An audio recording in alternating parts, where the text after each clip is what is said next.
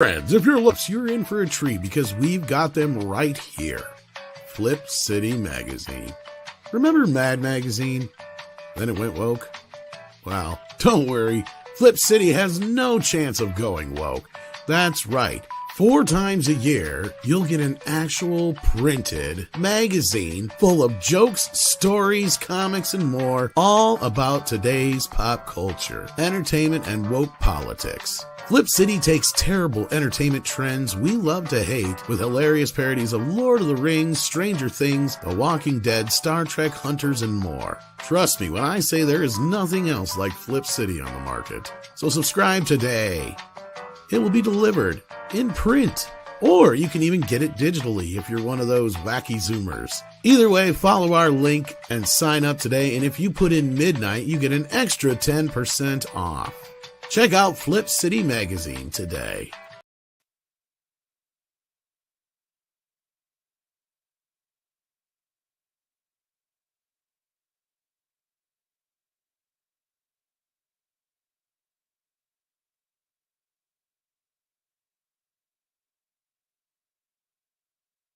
It's a combination of Dirty Dozen, Seven Samurai, and Star Wars in space.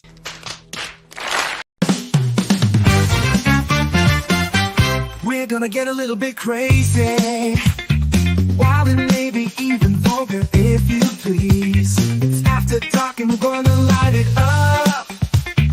Got some fun in store for you, no tease. It's time for Midnight Edge.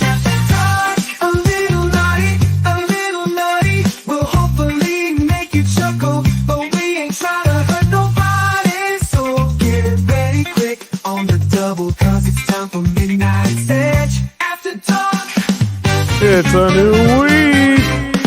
That's right. Tonight,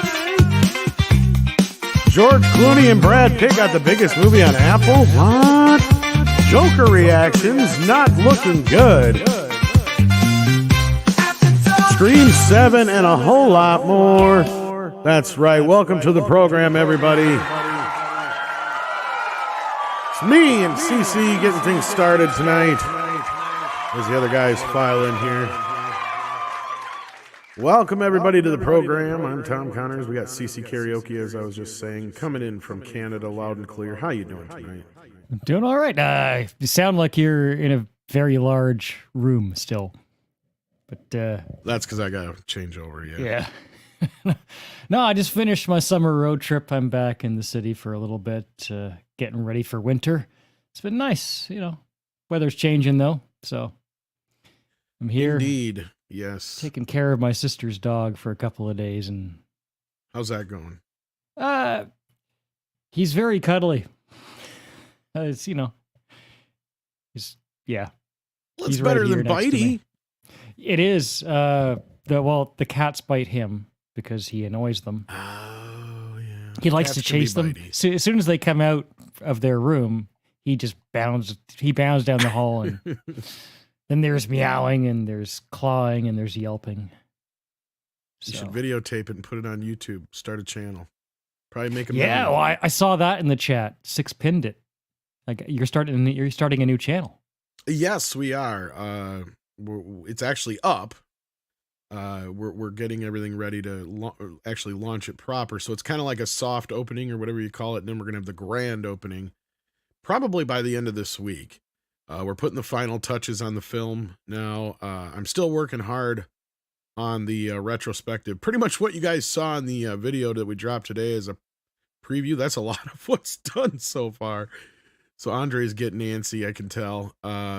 But yeah, looking forward to that. It's going to be a lot of fun, labor of love as always. And hopefully the retrospective channel will help you guys find the retrospectives, because I always seem to get lost in the shuffle. For instance, I always bring up the Cobra Kai Karate Kid retrospective that damn near killed me, but nobody watched. So, well, it's a fantastic idea. You start a channel that's dedicated to it. You and Andre have a lot of knowledge down that avenue too. And I find myself on YouTube, sometimes I'm just like, I find these retrospective videos and I spend the whole day just watching retrospectives of my favorite movies or TV series or video game franchises. So you can do a lot with it. Yeah, as long as they're Oversight. not just a listing off of what's on Wikipedia or IMDb, then yeah, I mean, Yeah. you can find out some really interesting stuff that you don't find out in the standard, DVD special features. So it's kind of the goal. And there's some older ones we have. Speaking of which, like the Cobra Kai one that could probably be updated now that we have another movie coming out, and a few other ones that could use some minor updates and stuff and whatnot. That'll probably migrate over there in new special editions or whatever you want to call it. So yeah, looking forward to that. And we put a lot of work into the film proper as well. So I mean, yeah, hopefully you guys enjoy that. And I don't know. I was talking to Andre. Maybe we'll get the members a chance to see the film before everybody else. So keep listening for that. That might happen as well before the end of the week. So yeah, That's a solid idea. I think so. But yeah, so let's say hello to everybody in the chat. As you mentioned, we got 6 out there swinging a wrench around. We got Beep Bop Boop in the house. We got Joey, Taylor Swift greater than Disney, Star Wars, and MCU and Doctor Who and all that good stuff. We got Amelia Clark Scroll Arm in the house. Welcome. We got Dearest here, Goddess of Whim, and D-Bud Martin also swinging wrenches around. Many Dragon is here. We got Mecha J. We got Jeremy Winfield. We got War Monkey also swinging a wrench. We got Drum 393. We have Phoenix Night Rising Like a Phoenix. We got George Bonnie 90. There's somebody I don't think I've seen in a while. How you been, George? Corleone Rogue is here. We got Aaron Ratliff. Speaking of people I haven't seen in a while, if I haven't seen you in the chat anyway, or at least didn't notice you, I think you've been absent for a bit. If you haven't, I apologize. But yeah, we got Davina here, of course, with all the regulars coming on in. We appreciate it. Hit that like button if you haven't already. That always does help us here. We got Sander in the house. I saw Ham Dinger, I think, earlier here. We got Con lives. So yeah, welcome guys. We're glad to have you. Share out the stream as well. Let everybody know that we are live. So I hope I didn't miss anybody who's already commented in the chat. We got Mr. E as well here. So yeah, we got the People's Council. So yeah, and yeah, so if I guess you didn't hear the news, this happened a while back. People's Council, sadly, we did lose Clobberin Times a few months back here. It was real sad. And yeah, I try to dedicate each and every one of the MEAD live streams to him, since he was such a big part of the show and always here. So yeah, we miss him a lot.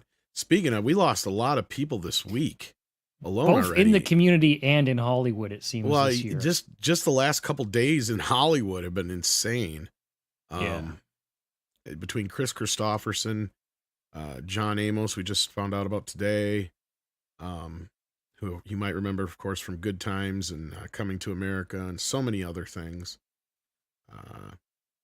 Gosh, it's just, and you had, just a couple other ones. John Ashton was another big one that bothers me because, yeah, Beverly Hills Cop being a big movie for me. So yeah, it's been one of those weeks. And yeah, as you said, we've also had a rough year already in the community.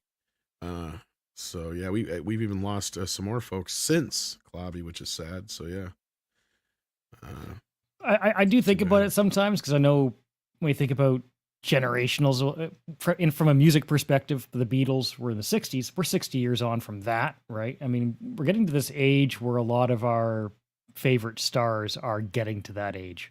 There is that. That's true. There's that aspect. It feels like it's just gonna, I mean, yes, the movie stars of the 30s and 40s and 50s, have already kind of reached that, but especially, say, the artists we grew up with. I guess. I mean, and how many? Old, but how many actors and actresses out of the 30s, 40s, and 50s though that really lived on and stayed on? I mean, yeah, some went to television. Sure, some movies lived on, but only really a good handful of movies up until the age of video and cable. And that's why I always make the point about it's really stupid to try and remake a movie that came out in the video and cable age in most cases, simply because people have seen it so many times that it's really difficult to try and reintroduce this idea to a new audience like that. But anyway, that being said, no, like, I wonder if that's why it's also seems like so many, just because we know so many of these people and it's a lot of them. And I'm sure just as many of the classic actors died off when we were younger, but we just didn't know them or remember them. And well, I mean, certainly, like, James Stewart was the first one that came to mind, and he lived for a very, very long time. But Yeah. being born in 1984, I know you're a couple years ahead of me on that one. You know, I had to go to the movie store and search for those old black and white films, and I love them. They're fantastic. Well, like John Wayne had just passed away just before I was born, or just after, one of the two. I can't remember now, but like, that's the thing. A lot of the older actors I remember back in the day, I kind of just grew up in a world where they were no longer with us. You know, I mean, Brando is another one that he seemed to stick around for a while, but like otherwise, like a lot of those classic stars, everybody from, you know, James Dean to, Steve McQueen, etc., were already kind of gone by the time even John Wayne were gone, you know, by the time I was even aware. So and then you got people like Clint Eastwood now who've been around forever and just dropped a trailer for his latest film. That makes me happy. I'm just glad he keeps going. And I believe this is his last film, too. It's called Juror Number 2. Looks interesting. Yeah. Looking forward to that. Yeah, Brian, as you pointed out here, James Dean even died before he had a prime. Well, now it's funny because this actually kind of segues into some news. Did you see that we're getting another James Dean biopic type movie? Only guess what the bend is this time? What is it? Yeah, Really? so yeah, supposedly it's based on a book from somebody who claimed to have been a former roommate and lover of James Dean. Don't you love it when people come out and claim this shit 30, 40, 50 years after somebody's dead? So was it actually like a roommate who came forward of his own volition, or did they maybe pay him a little bit they to put tell a book the story out in like the way, 2006. So they cashed in on this. It's like, how can I cash in on James Dean being my roommate for 2 weeks? No, I don't know. I mean, maybe they did have a relationship, but I really don't like this kind of stuff. I mean, if somebody wanted people to know this stuff about them, they would put it out there when they're alive. Yeah, You know? I would agree with that. Especially, let's say something that you put out with the plan that, okay, tell everybody after I'm dead. I'm going to write it now. And Or that's something part of like the will. that, maybe. But even that, know, people could claim that shit too. That's the problem. You got Corey Feldman running around claiming especially some crazy nowadays, shit now too. Yeah, over Corey Haim. But anyway, no, I get it. It's just, to me, it's like even back then, I get it would have been taboo. But who's to say that James just wasn't experimenting, right? Because he died very young. So let's just say, for the sake of argument, it was fucking true. Who cares? It's none of our goddamn business. Why are you putting his dirty laundry out there with yours? I don't understand. It just makes no sense to me. Anyway, so. And it's Hollywood, and people are doing a lot of drugs, and you're living with someone for a couple of weeks, so you get a little drunk. Maybe there were women in the room anyways. It doesn't even, it's just like 1,000 different stories we never hear. It's just kind of, it definitely reeks of buying into to modern storytelling. Yeah. It feels like the cheap chintzy shit, especially when you get like some guy who worked with somebody for like a day or two or whatever, and they go out and they do like their tell all shit. I rarely trust those, or do I really give them the time of day? I mean, yeah, we learn once in a while you got to listen to the bodyguards when it comes to like Diddy and such. Yeah. Of course, I mean, all I can say about Diddy is we were joking about him doing that stuff when I was in high school. So it's I mean, I always already pointed out, like, it's kind of part of the rock and roll lifestyle, right? Like, I mean, I know it's rap that he does, but I mean, you know what I mean, right? Like the sex, drugs, and rock and roll thing. Nobody's surprised by a lot of this stuff usually. Like, I've brought up, certain people that we just conveniently forgot shit that they've done in the past. I'm not even going to name names anymore. It's just a point, right? Like, it's just am I saying that that's an excuse for this? Fuck no. It's more like, yeah, it's about time, but it's just like with Cosby and Weinstein. Part of it is power. Part of it is, what has he got? What is he threatening now, or what's going on? It's hard to say. But yeah, we don't know, Shinatsky, did he do it or not? Well, we'll find out soon enough, because we had over 120 more people or cases added to the list or something like that. 130 victims. You have to expect it at this point now that it's in the public. BA, I didn't know if they were that. I didn't know if they were minors yet. I hadn't heard that, but if that's new, like this news is coming in so fast on Diddy, I can't keep up. And it's not really something we cover. So yeah. When I talk about us joking about it in high school, we were joking about that in high school. And I don't know if that was true or not. It just felt like it was kind of like everybody just there was always the gay that was rumor happening, too. You know, that Diddy was a little gay. That's always been around. I mean, it both in music and in film, and it is it's kind of the darker side of the culture that's been there for a long time. Unfortunately, yeah. But that doesn't mean it needs to be condoned. We're not saying that either. It's just a matter of it's like I'm not surprised when I hear this kind of stuff. Yeah, that's basically that's what I'm saying. It's like this has been an open secret for a long time. I'm not condoning it. I'm just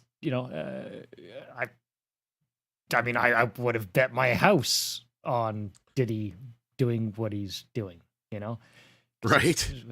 Well, we know what's going on at Diddy's. You got people running out. I got molested in the little boy's room. That's a freak out right there. BA is in the house sending in a very generous $4.99. Thank you for that. You keep the lights on here literally. Says, so they demasculized a male character a la Last Jedi, for fuck's sake.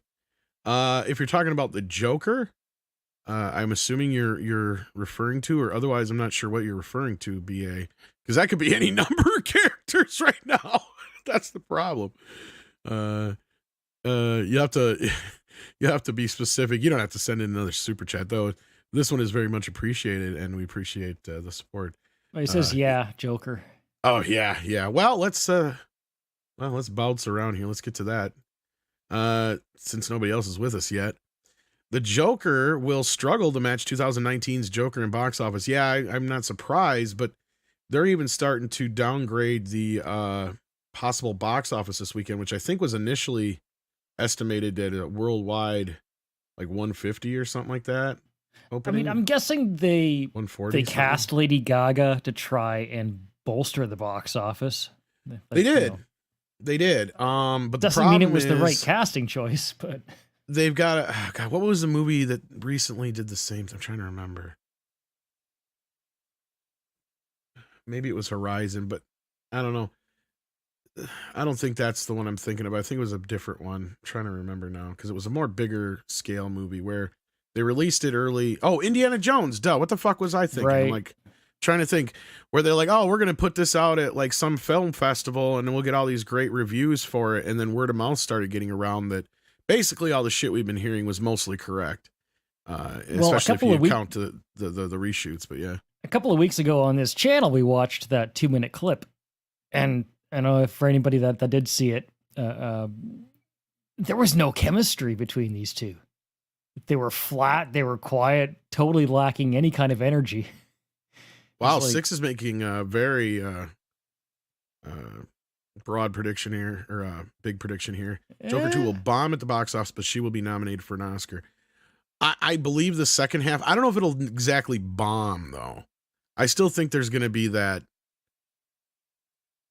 pent up, like, gotta see it. Because even though there are, I guess, some breakdowns out there, and a bunch of people got to see it last night, I almost could have went and seen it last night, but I already know how it ends. Like I said, I read the article on that earlier today. Oh, is that getting out in the mainstream too now? Yeah, well, it was on Bounding into comics, I think. Oh, okay, gotcha. I don't know if we should we even spoil it here. No, I'm not going to spoil it for anybody. I don't want to spoil anything for any, because I mean, I just know that that's going to be controversial, one way or the other. Yes. And I think the movie itself is not like the first movie. I think took people by surprise because it wasn't exactly what they were expecting it to be. This movie, I think, is a complete 180 from what that movie was. And it's really playing into a lot of the audience that rejected the first film. Do you get my drift? Yeah, and that's not necessarily going to end well. Exactly. And this reminds me of the early stuff coming out of the film festival where it premiered, where they were saying, like, this movie is going to piss off the fans and it goes against the fans of the first film. And we got Price here. I don't even remember, Price, if you liked the first film or not. I don't know if we've really talked about it yet. How you doing? I'm doing good. I thought that the first movie. Can you hear me? Yeah. Oh, okay. I didn't know if my volume was high enough. Yeah, I think that the first movie was okay. It was good. It's not. I think that people kind of hyped it up a little more than it was, but I do think it was a good movie. I didn't necessarily think that I needed more Definitely movies. better than it had the right to be, that's for sure. And mainly because of Joaquin Phoenix's performance, which I thought was great. I think he really held that movie together in that sense, and made it a bit better than what it was. And also, as kind of a one-off, it was nice to explore it. It was something kind of different, and I actually enjoyed it for whatever it was. But I never felt that I wanted a sequel. And if you were already going to make a sequel, then doing whatever they did. I saw this Joker 2 movie. I don't know. Have you guys seen it? No, so you've actually seen it. So I was going to go see it last night, but somebody already told me the ending, and I didn't have the money to do it anyway, so I was like, fuck it. Yeah, I went to see it last night. So what's your reaction? Non-spoilery. Non-spoiler. I don't like the movie. It's I wouldn't recommend it. I think that there's basically about like a third of a screenplay, like a first act of a movie. But instead of making a first act and then a second act and a third act, they took the first act of a movie and shoved in a bunch of musical numbers and songs and dreams and I don't know what. And the movie just feels like it goes nowhere. Not to mention that they kind of also make him, I don't like what they did with Joker in this movie. I feel like in the first movie, he was a weakling, he was, pushed around, but then he becomes the Joker. And that's kind of what happens in the first movie. So you're expecting to see more of that in this movie. And somehow in this movie, they once again made him, in my opinion, a loser. And I don't like that. And I can't stand all the music and songs and whatever. I'm against. I was gonna ask. I like music. I'm a musician. I really like music. I don't like it when a movie that had a certain world established that people don't sing to each other. I don't need these guys to keep singing. It's one thing if it was one song, if it was some kind of dream, one thing. Maybe you can say, okay, it's artistic. It's an artistic choice. But the fact that every few minutes there's like singing is just really annoying. I can't stand it. I really was sitting there annoyed. So it's a gay dude's wet dream, basically, is what you're saying. Yeah, it's totally, and I think that maybe those same people will also enjoy that the Joker is kind of a loser too.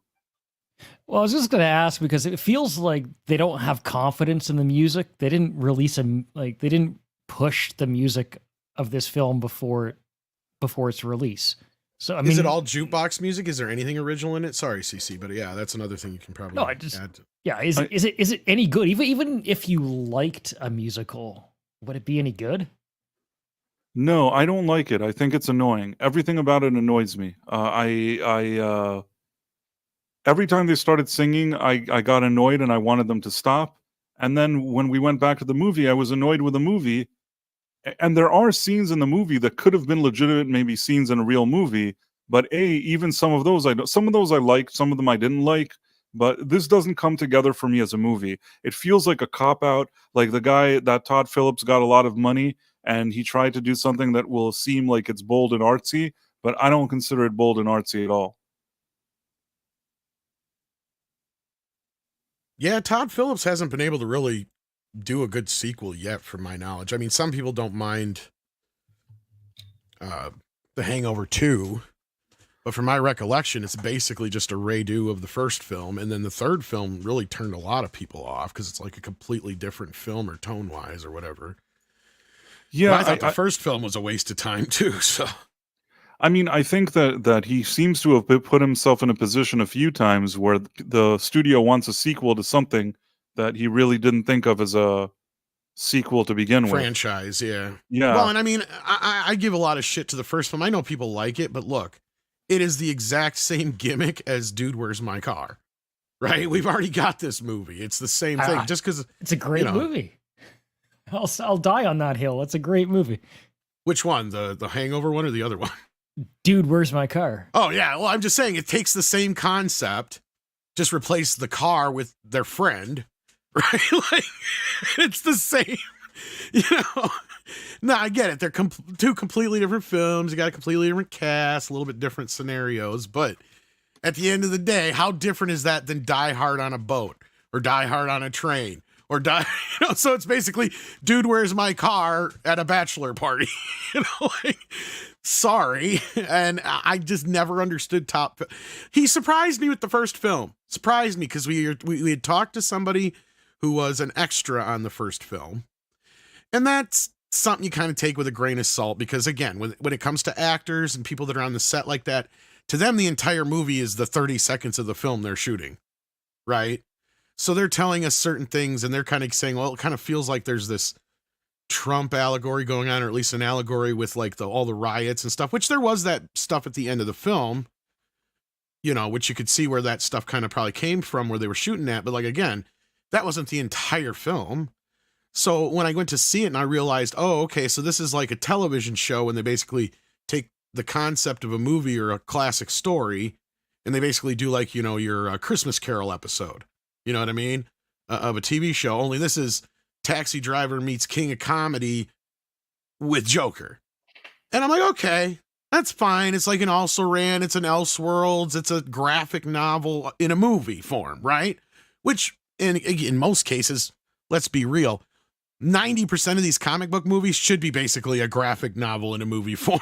That's neither here nor there. So at the end of the day, I agree with you. I don't think there was ever meant to be a sequel to this. Todd Phillips even said that. Joaquin even said that. But they heard the truckload of money coming up to their houses, and Todd Phillips quickly whipped up a script. Thought he was clever by throwing Lady Gaga at it. He knew he could get the gay crowd in there probably with that, and some other people interested, because as Script Doctor pointed out so eloquently and correctly, that they're the one person who can get you to quit talking or thinking about Taylor Swift is Lady Gaga usually, and he's not wrong, right? Taylor Swift can show up, everybody's going nuts, but all Lady Gaga's got to do is show up in some weird dress and everybody's talking about her, right? So Right. Yeah. Also, Lady Gaga's established herself more in the terms of making movies because she's of the A Star modern Is Born. Madonna. She has Right. basically taken that mantle, the pop queen turned Oscar caliber actress in quotations. And honestly, in certain respects, I would say she's probably a better musician and a better actress than Madonna. I actually agree with you.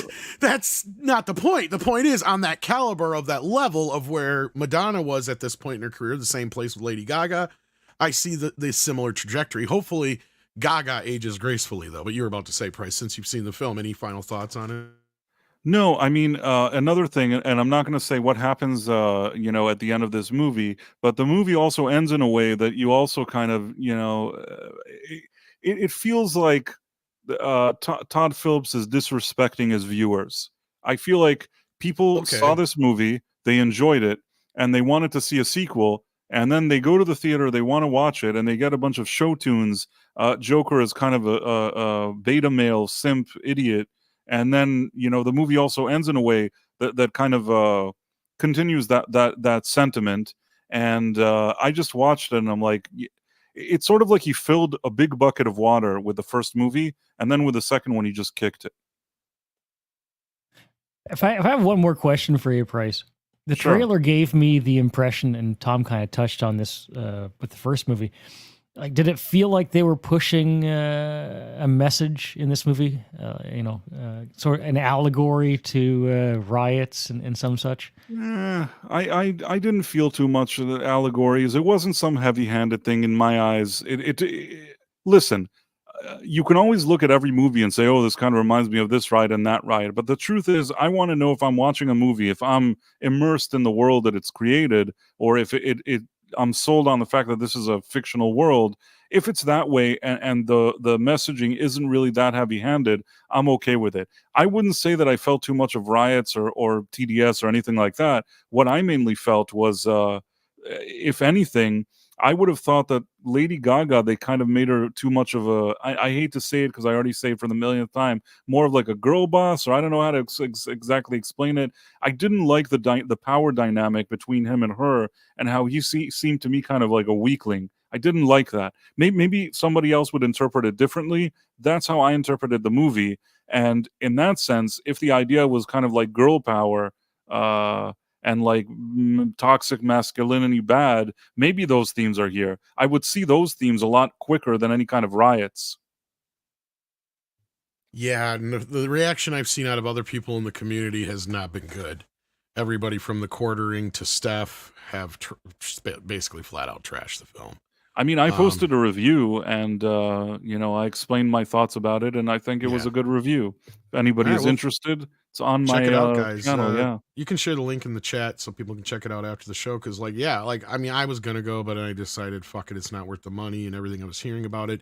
And it's funny you said the thing about this movie feels like it's going against the fans in a way, or however you put it, because that was what some of the reviews were saying coming out of what was it, the whatever, what was the fucking film festival it showed at just a couple weeks back? Was it Venice? I just don't want to say the wrong film festival, but yeah, it was at a film festival. They showed it like 2-3 weeks ago or whatever it was, or a month ago. And that was some of the reactions that were coming out of it, is that fans of the original film are going to hate this, or this movie is basically against the original fans. And you're like, well, Right, why and I would you never do liked that? that. I never liked that. I mean, in this case, as opposed to, let's say, Ryan Johnson, who took Lucas's work and then chased people away, this is really idiotic because he took his own work, Todd Phillips, and chased people away. You really have to be very kind of dumb to do that. Yeah, and I mean, look, we're getting some shit from Planet X in the chat. But I mean, this is a major comic book movie. This is one of the biggest movies of the year. It could be one of the biggest flops of the year. When it comes down to it. So we'll have to wait and see. But yeah. So we're gonna wrap up the Joker talk here. I don't know if there was any other questions you had for Price CC or any other comments you wanted to make about the movie, but we'll probably move on from here. The super chats about it, at least. Been pretty thorough. The first movie was $1 billion movie. Yeah. And then they decided to do something completely different. And if it didn't work out, well, they made their money. They probably don't care, but it's just. Oh yeah, they got paid big time for this one, I bet. Yeah, I mean the budget here was 200 million versus the 65 million that the previous one was, and a lot of that went to their. I mean, I'm not saying the whole thing went to their pockets, but they certainly all walked away with a huge payday. And you also had that thing of that stigma about the first movie because the media went so hardcore after it that they're like, fuck you, and now I'm gonna go see it because you told me I shouldn't. You know what I mean? Like, in the first one they were renegades, and I feel like in the second one somebody not only offered them a lot of money but also had a good talking to with them, kind of told them, listen, the first one he was violent and he killed people, maybe even the second one he's a kind of a pussy, and the women are the strong woman. And they're like, well, okay, we for $10 million a piece, sure, $20 million a piece, yeah. I can see a point of playing with, because like, look, I get it, because at the end of the first film you have to go back and realize, okay, so you rewind it in your head and you go, so which parts besides the chick were shit that he made up in his head, and being the unreliable narrator telling us, and what stuff was real? Because then at that point, at the end of the first movie, I'm sitting here going, well, what the fuck is real?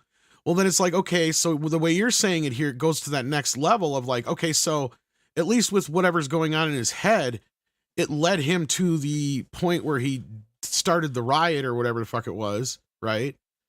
And from shooting that dude on TV and all that shit, like if that really happened, which he's on trial for in this movie, correct? That's in the trailers and shit.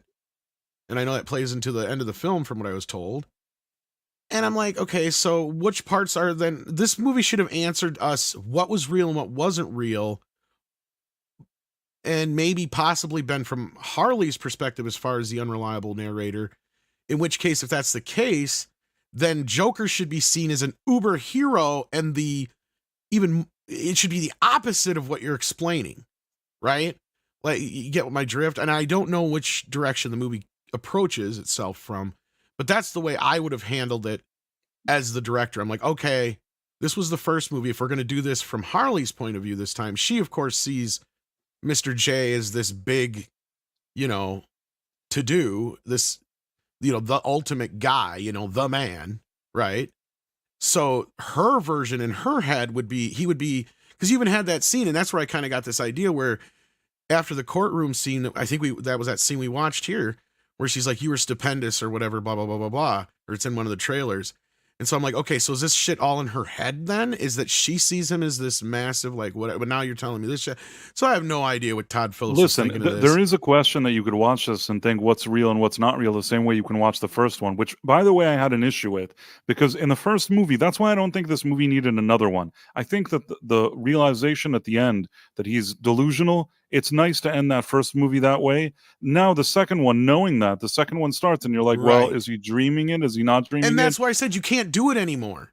Right. Right? It's a one-trick pony, which you can only do one time, and they did it in the first one. And now in the second one, there's this question that looms above it.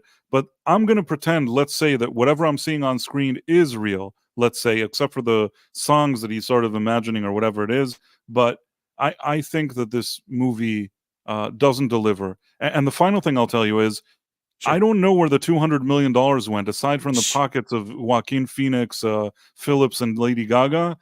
And the production This did not look like a companies, $200 million movie to me. It looked like a movie where he's sitting in a courtroom a lot of the time. He's like in a jail cell. And I didn't see enough stuff going on here that I'm like, wow, okay, that's why they paid $200 million. I absolutely didn't see it. I think the first one looked better than this one. And the first one, they filmed for a third of the budget. Yeah. I think Goddess of that- Win. Go ahead. Oh, Sorry, Cece. No, I was just saying when it, I would have taken a film set entirely in the asylum, and I haven't seen the movie, so maybe correct me if I'm wrong here, Price, but like there are movies that have done that really, really well. You got One Flew Over the Cuckoo's Nest, and another maybe lesser known but awesome favorite of mine would be Girl Interrupted. And that's where you actually have girls in an insane asylum, and it was done really, really well. I don't know if Lady Gaga sold you as somebody who was actually crazy in the insane asylum, or whether this movie there's a really few leaned into layers that to set that. piece. There's a few layers to that, and I don't want to spoil for anybody that's going to Sure. watch it. But I will say that I don't know, man. That whole Arkham thing, I wasn't impressed with it. I wasn't impressed with the court, not with the music. The movie, I think, disappointed on every single front, on every level, and I also don't know where the money went. Okay, I will. If I had to give it something positive, I think Joaquin Phoenix really makes an effort to sell this again, and he's a really good actor. And there's moments where there's scenes where he's not singing, and maybe he's just kind of doing his Joker thing, or even that he's alone, kind of thinking. There's moments that you could still feel that intensity, and I'll give him a few points for that. But aside from maybe him trying to hold it again together, and maybe the cinematography is fine, the lighting, it's fine. It's a competently made movie in that sense, technically. But when it comes to the screenwriting, when it comes to the story and the whole concept of it, I think it's a complete failure. Yeah. Well, Goddess of Whim sends in a $5 super chat. Thank you for the support, Goddess of Whim, and the help. It says, guys who like the Joker are the kind of guys who get drugged to musicals by their girlfriends, which is exactly what this movie's going to be. You're going to lose those guys who hate musicals. And I think it goes worse than that, because I think Price is the type of guy who could appreciate a decent musical. But I think the issue here is that movie sounds like it's an anti-whatever the first movie was to you. Well, I mean, for me, I'll tell you what. I don't like the fact that it's a musical. It's not that I like music. I don't always love musicals. If I'm going to the theater and it's a musical there, I'm more receptive to it. When it's me watching on a screen something, I don't always love that the characters sing to each other, unless it's one of those classics, like Little Shop of Horrors, Grease, I don't know what, South Park, Bigger Uncut, whatever it is. You have a few things that, I like them even though they're musicals. Once in a while you run into those, but I don't love them to begin with in movie format. And if your first movie wasn't a musical, I don't think your second one should be. That's a fair assessment in a way, right? Like, I mean, I don't think there is a good way to turn a franchise into a musical unless it's some kind of parody, right? Like, I mean, and in that case, how long can you make it last? I don't think you can make it last for a whole movie. You could do it for a TV show, for an episode, because some of the more famous episodes of even when shows TV do it, it shows annoys have been. me. Anytime that there's it can come off a little weird, yeah. When there's a TV show, and I don't care which TV show it is, and they come out and they start singing, that's when they really annoy me. I absolutely cannot stand when that happens. It's not even like Star Trek, which they recently done that cringe and whatever. I mean, throughout the years, any show, any TV show that they're like, now we're going to sing, that's the episode where either I tune out or maybe I just check out and never return. And that's fair, but most people, that's generally some of their most favorite episodes, like the Buffy one and all that kind of stuff. But yeah. Well, yeah, if you need good music, period, right? And if it's well, that's the big piece, right? See, I like musicals too, but I don't like shit musicals. I haven't liked any new musicals for the last like 20 plus years because the music's garbage. Yeah. I mean, I couldn't tell you any of the songs from the producers. like I know one of the didn't- songs. I know like one or two of the songs from Book of Mormon though, and I've never even seen the show. Trey Parker and Matt Stone are usually good at that stuff. Team That's America, what I mean. love this. Like, Don't Fuck the Baby. Like, how can I forget that song? And Team America, World Police, South Yeah. Park Uncut. Those movies had such great songs. I mean, I like it when the songs are fun like that. So it's well, they not have that to I be can catchy never. on top of good lyrics, right? Like, it can't just be one or the other. Like, I don't even like Hamilton, but I'll give that thing credit that the music's catchy enough in it to where I understand why people got into it. Right? Yeah, I mean, that's it probably was- one of the few that I can say that actually had some catchy kind of music in it, or at least It was made fine sense for to me. whatever it is. I think people got a little too excited about that Hamilton thing personally, but Right. if they like it, then good for them. When you talk about musicals, like let's say those Disney movies that kind of the original Little Mermaid or the original Aladdin or the original Lion King, I could appreciate those songs. I thought that they worked well in the movie. It didn't even bother me. I don't know, maybe it's an animated setting. It didn't bother me that they incorporated songs into that. But it feels again, more natural, yeah. again, it's sort of an imaginary world that you're watching. The Wizard of Oz, I could deal with that. It's not that I can never look at it, but it has to really, really be done well. It has to be. I think we kind of peaked with Alan Menken and Howard Ashman, to be honest with you, but that's just me. Right. You may be right. You may be right. Because these days I don't see anything of that caliber, and most of the stuff I see just disappoints me. But in this case, even if they would have been around and they would have done the best songs ever, it still would have bothered me because I think that wasn't the creative direction needed here. I think that there was a movie he could have made as a sequel. Whether it was necessary or not is a different story, but there was something that he could have done where he continues the story in a more legitimate way. And I think that people would have been somewhat satisfied with it. And he went in a whole different direction, which was too much of a change from what he did before. Yeah. So, yeah, and I mean, Goddess doesn't even like, ouch, God damn it, Kitty, that was my leg. She doesn't even like Lin-Manuel. Ouch, he made me bleed. I feel like he's kind of overrated. I don't know. I'm not going to say that he doesn't have any talent, but I'm saying that I think he's a bit overrated too.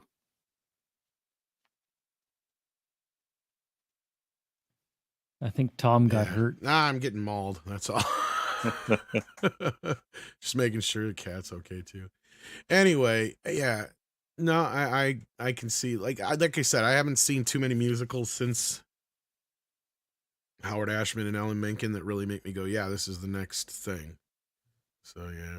I mean, I liked a few plays since then, like I liked Hedwig and Angry Inch, the movie and play, but it's got good music in it, but they haven't done anything since. So, like, you know what I mean? So then we got Kalekioki who says, can't understand why they made this a musical. I don't think anybody can. I think that's kind of everybody's main kind of thing with this. It's like, it just doesn't seem to make sense. Then Beat Bop Boop says Todd Phillips' War Dogs movie, that was pretty good. Yeah, it was all right. I don't really remember much about it, though. So, I mean, to me personally, I guess I wouldn't say it was necessarily memorable, but I didn't hate it. Shanatsky sends in two and says Harleen by Stefan Sajak is what they should have done. Did I say that right? It looks like a foreign name, so. Too bad we don't have. Is that like a comic artist or a comic writer? I'm not familiar with that one. Wish Nick was here tonight. He would know. I don't know. Oh, it must be because, yeah, Neil says, oh, that comic. Yeah, I'm not familiar with that one. Okay, so it's Stepin Shayik. Stepin Shayik. Okay. I'm going to Graphic forget that novel. in about 10 seconds. Exactly. Samuel Main. Well, thank you, though, for correcting me, though. Samuel Main gifted a membership. Thank you for that, Samuel. We appreciate the support here. And then we got Warachi, who says, on Gore's show, he said Phoenix grabbed the reins on set and dictated the story, changing scenes and line whole cloth.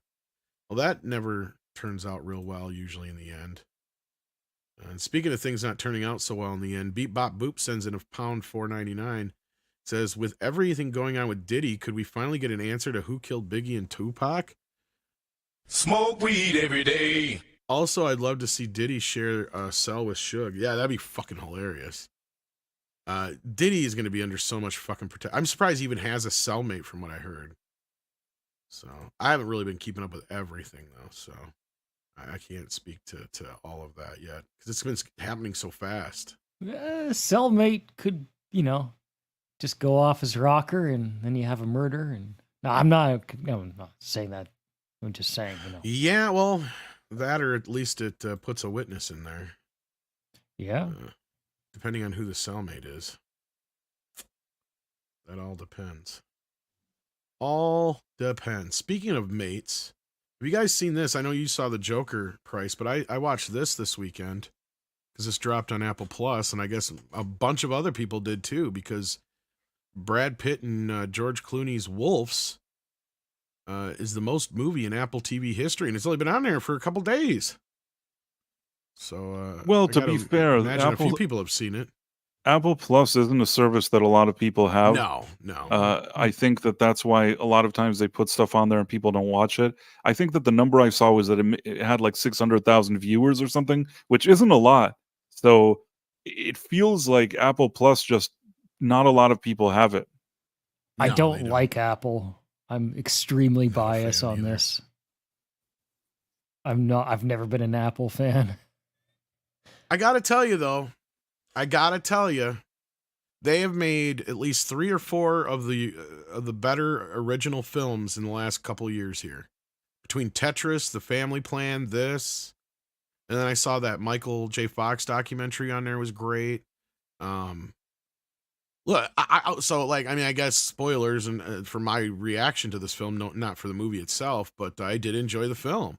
And I said it yesterday on the morning show too, for those who caught that. But yeah, it was fun. It was your basically what you would expect from the trailer.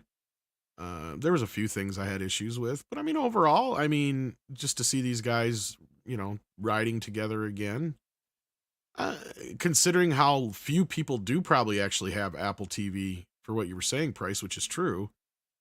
That's not bad. Considering they claim that.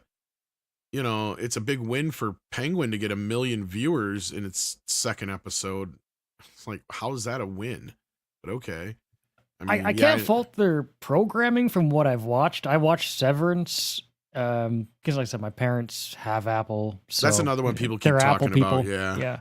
So when I do hang out with them, I tend to watch the Apple shows with them. And Severance, I thought was really, really good. So I can't fault their creative output. I just, as a gamer, I have other qualms with them and their general, support for applications. I don't like their proprietary shit either. I got a lot of issues with Apple. Don't get me wrong. But I can't necessarily fault their programming at this point. I just wonder if they're short selling themselves by not putting some of these movies in theaters. Like Tetris, I really felt like they. Well. Everyone is short selling themselves on that one. It's absolutely stupid. And I honestly think this could have took the #1 spot at the box office this weekend. I do. I agree with you. Both of these guys' last few films have done well. If Paulie's in the chat, he's going to yell at me and disagree with me, but they did. So there's plenty of people out there. Brad Pitt more so than George Clooney. I think that George Clooney has annoyed some people in recent times, and that hasn't helped. But you know what? He's the only one who had any sense to say it out loud. I think he gained a little bit of respect back with that. I guess so, but I don't know. The thing is that he said it because he came from a place that guy. I didn't like that guy. He didn't do it because he wanted the good of anything. He did it because, if we're being honest, I think that Joe Biden annoyed his wife, and that was his way of doing payback. And once you have a guy annoying you and you write things in the New York Times to try to change a presidential candidate. There's something about that feels like you've really overstepped your job as a, as a celebrity. He's living up to exactly the standards I expect of George Clooney, to be honest with you. I honestly do. Like, I was more, you want to know the truth about that whole thing, Price? Not to get political for a moment, because I mean, this really isn't all that political. I mean, it is, but it isn't. I was more surprised that they actually gave a shit, that they didn't just stay the course and ignore him. That was the part that surprised me. I wasn't fucking surprised that George Clooney wrote an op-ed. I mean, I was more surprised about the subject matter and what he was saying, and then the fact that they just didn't ignore it. Those are the parts that surprised me. George Clooney has been an outspoken, smug asshole for years when it comes to this shit. Yeah. Like, I loved the South Park episode where he created the smug cloud. And these guys are friends with him. That's what I love about listening to the commentary on that episode. Been part of his charm, though, too. He is a charming guy, and he's charming in the film. That's the thing. That's what works for the movies. The two of them together, their chemistry, right? Is if you've seen any of the Ocean's films, you know they got chemistry. And it's honestly, I would say they have better chemistry here than they do there, because they're not dealing with all these other ensemble characters. It's mainly just these two guys. And is it a great fucking like 10 out of 10? No. But if you like Tarantino type movies, or who's the other guy that does a lot of Tarantino type films, but he's a British guy. I think he did like Lock, Stock, and Two Smoking Barrels. What's his name? Guy Ritchie. Yeah, if you like Guy Ritchie type stuff, and if you liked Bullet Train, which was one of Brad Pitt's more recent films, that's one of my it's favorites. kind of more in that kind of a humor vein. The trailer does give it a lot away. So if you haven't seen a lot of trailers yet, I'd say avoid the trailers before you watch this movie, because the trailers give away a lot of the story, at least because it's most of the movie is kind of set up, and then you just kind of wait for the payoffs, right? So it's, yeah, go ahead. No, I don't care what they said about whatever political figure. I'm going to watch this movie in the next couple of days. I might have seen it by the time we're back on. Yeah, there's no Thursday. woke in it that I can tell want either, to see this movie. You know, I'm a fan of both actors. That's how I am with that. I grew up watching them, and we talked about this earlier. I mean, back when they were movie stars. You know, they're not. Hopefully, we don't lose them anytime soon. But you know, when I saw them on movies, back as a younger person, I went to the movie store. I saw either one of these guys on the movie box, and I rented it. And I'm still going to do that now, unless I hear absolutely awful things about it. Right. And I'm not hearing awful things about this. And that's probably why it's doing well. It's getting reasonably good word of mouth with a couple of reasonably popular actors. It's just a straightforward hour and 45-minute movie. Sorry, I didn't mean to interrupt you. Well, that's really like the best thing I could say about it, right? No, but that's great. How many of those do we get nowadays? I mean, it's just basic high concept comedy action, right? Like, for those who don't know, it's a real simple setup. If you don't know what a wolf is, he's a cleaner. He's a guy who comes in and cleans up after important people if they've accidentally fucking killed somebody, or for the mob or whoever, right? Like, it's their job to make bodies disappear, to make problems disappear. So George Clooney gets called into this job, but all of a sudden Brad Pitt shows up at the same time. So you have two cleaners showing up to the same job. Only one of them wasn't called there. So the whole movie's about them trying to figure out what the fuck is going on.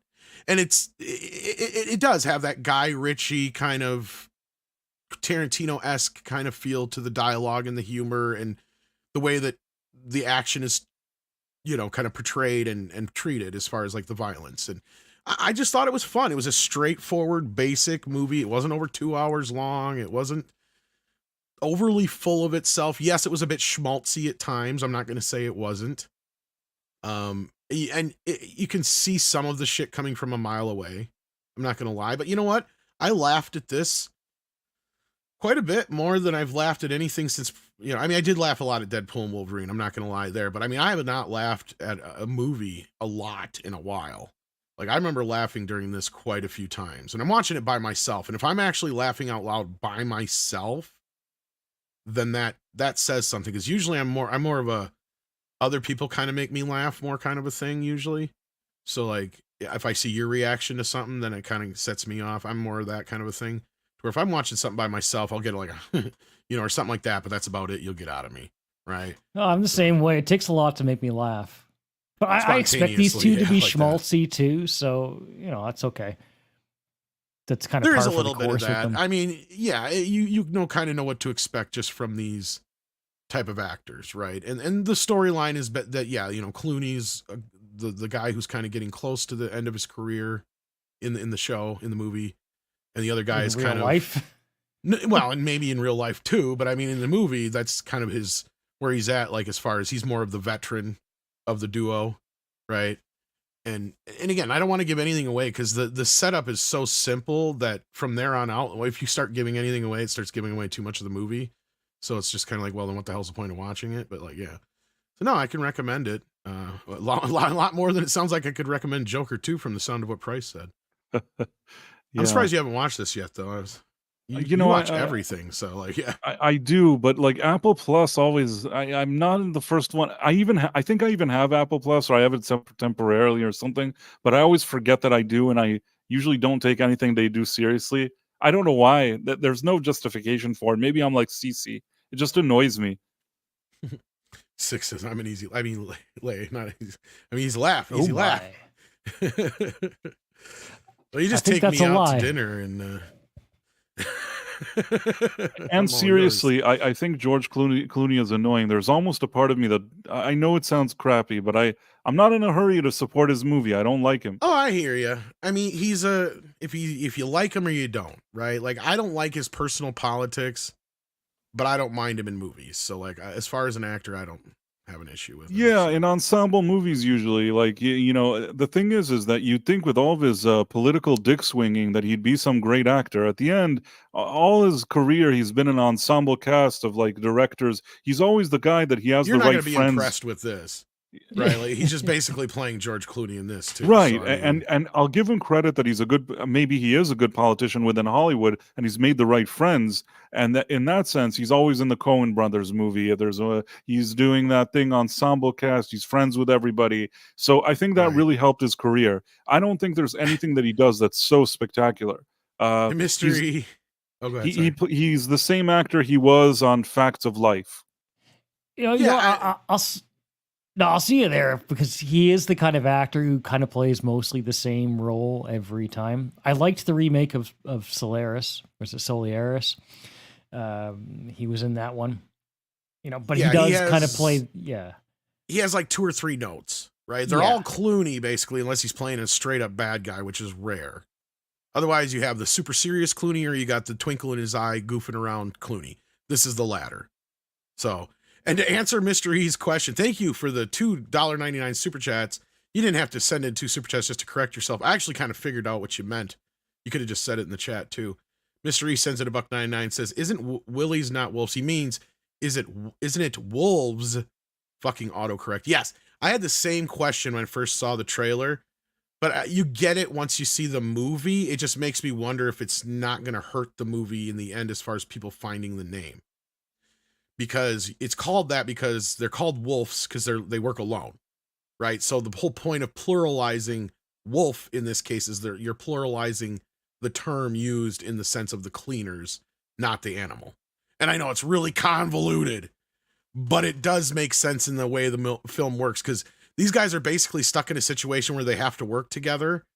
But if they get seen together by certain people, that's bad because they're only supposed to work alone. They're only supposed to know things.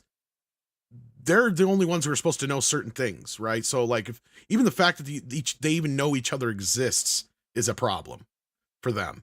And that's a big part of the film. So like you'll see why that's titled that, but it's kind of more of just a kind of a clever haha because they're wolves. They're the cleaners. But they do have a good amount of screen time together.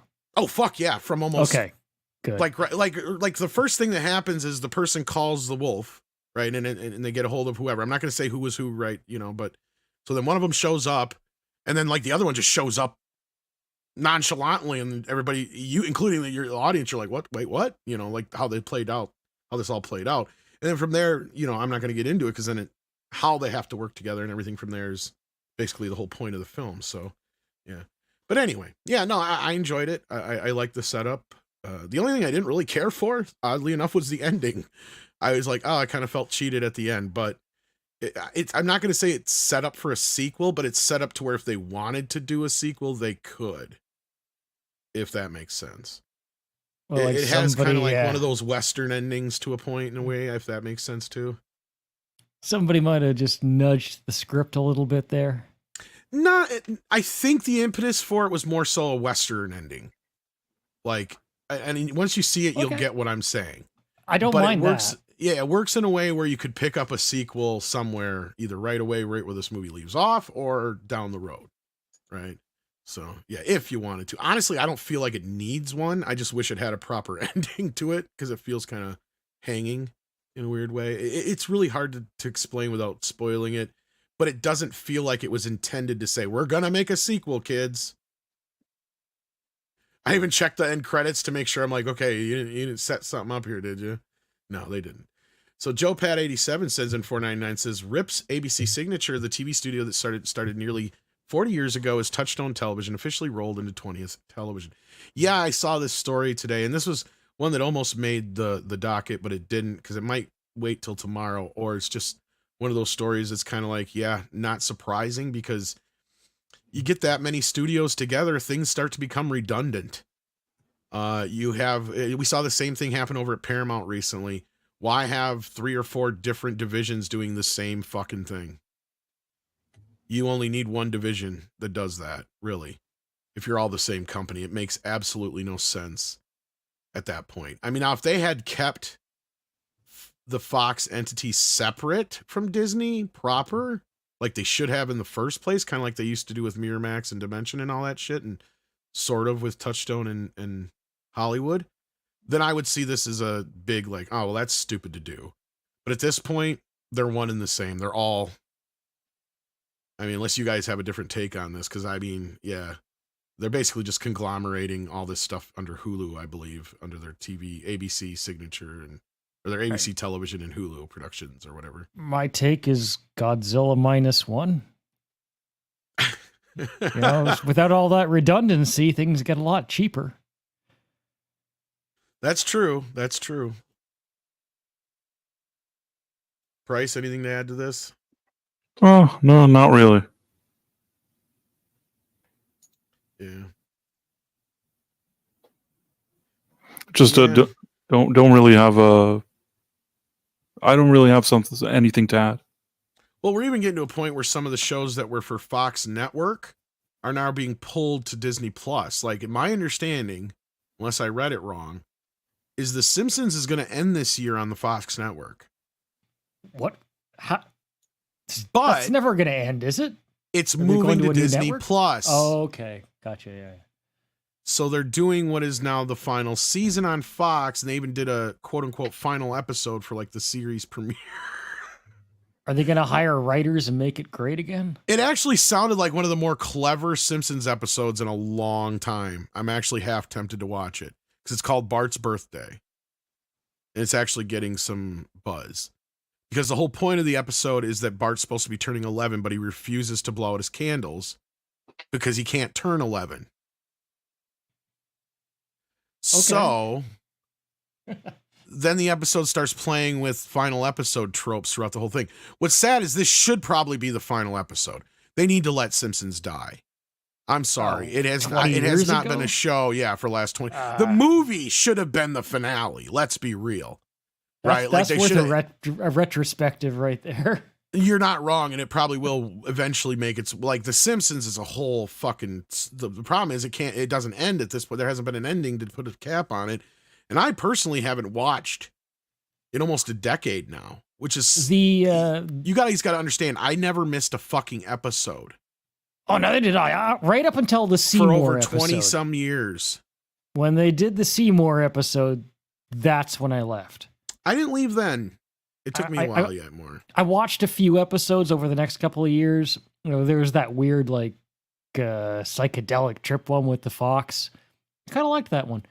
That was one of the last episodes I watched. I think that was a play on the movie or a play off of the film too. But anyway, unless you're mixing it up with the movie, I can't remember. I think they had it on an episode too, as well as the movie. Because like almost everything in the movie was something from a show. That was definitely an episode. I think so, yeah. And then here's the thing, like the last episode I remember watching, and maybe somebody out in the chat will remember what season this is for me.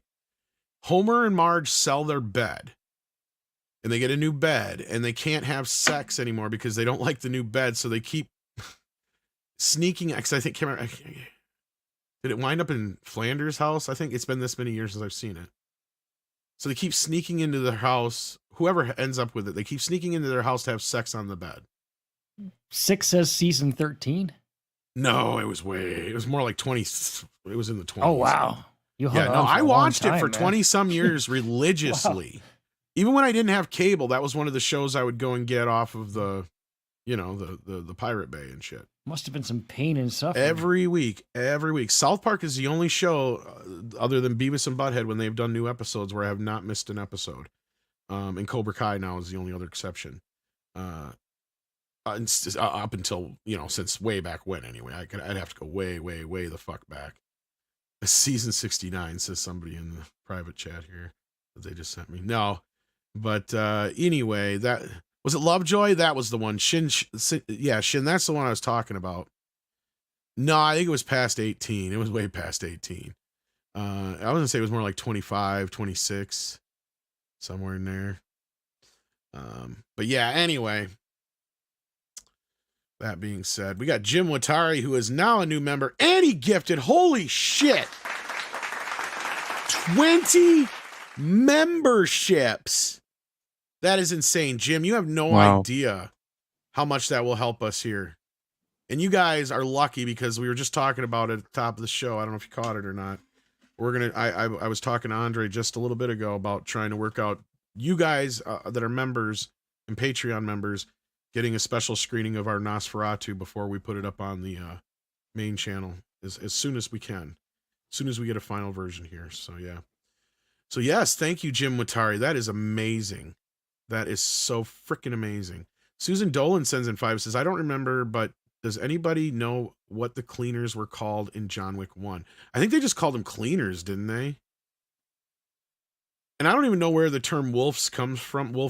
It might be an actual term. It might just been a term that Tarantino picked up from another movie. I don't know. That's my introduction to the term was Pulp Fiction. I had the same reaction as a why not wolves with a V. And so I started trying to Google it. Yeah. I would assume it's based on reality, but yeah. Then the mom says with $4.99, Tom, you know better. The killers of Biggie and Tupac are probably already dead, killed that night or next day. If still alive, there be a book in 15 years. Well, it's not the matter of who did it. It's the matter of who said to do it. Right? Like you're getting into mob tactic shit now. You know what I'm saying? You know what I'm saying? Then we got Jason Webster who says with 5, rest in peace, John Ashton. Yeah, John Ashton, sorry.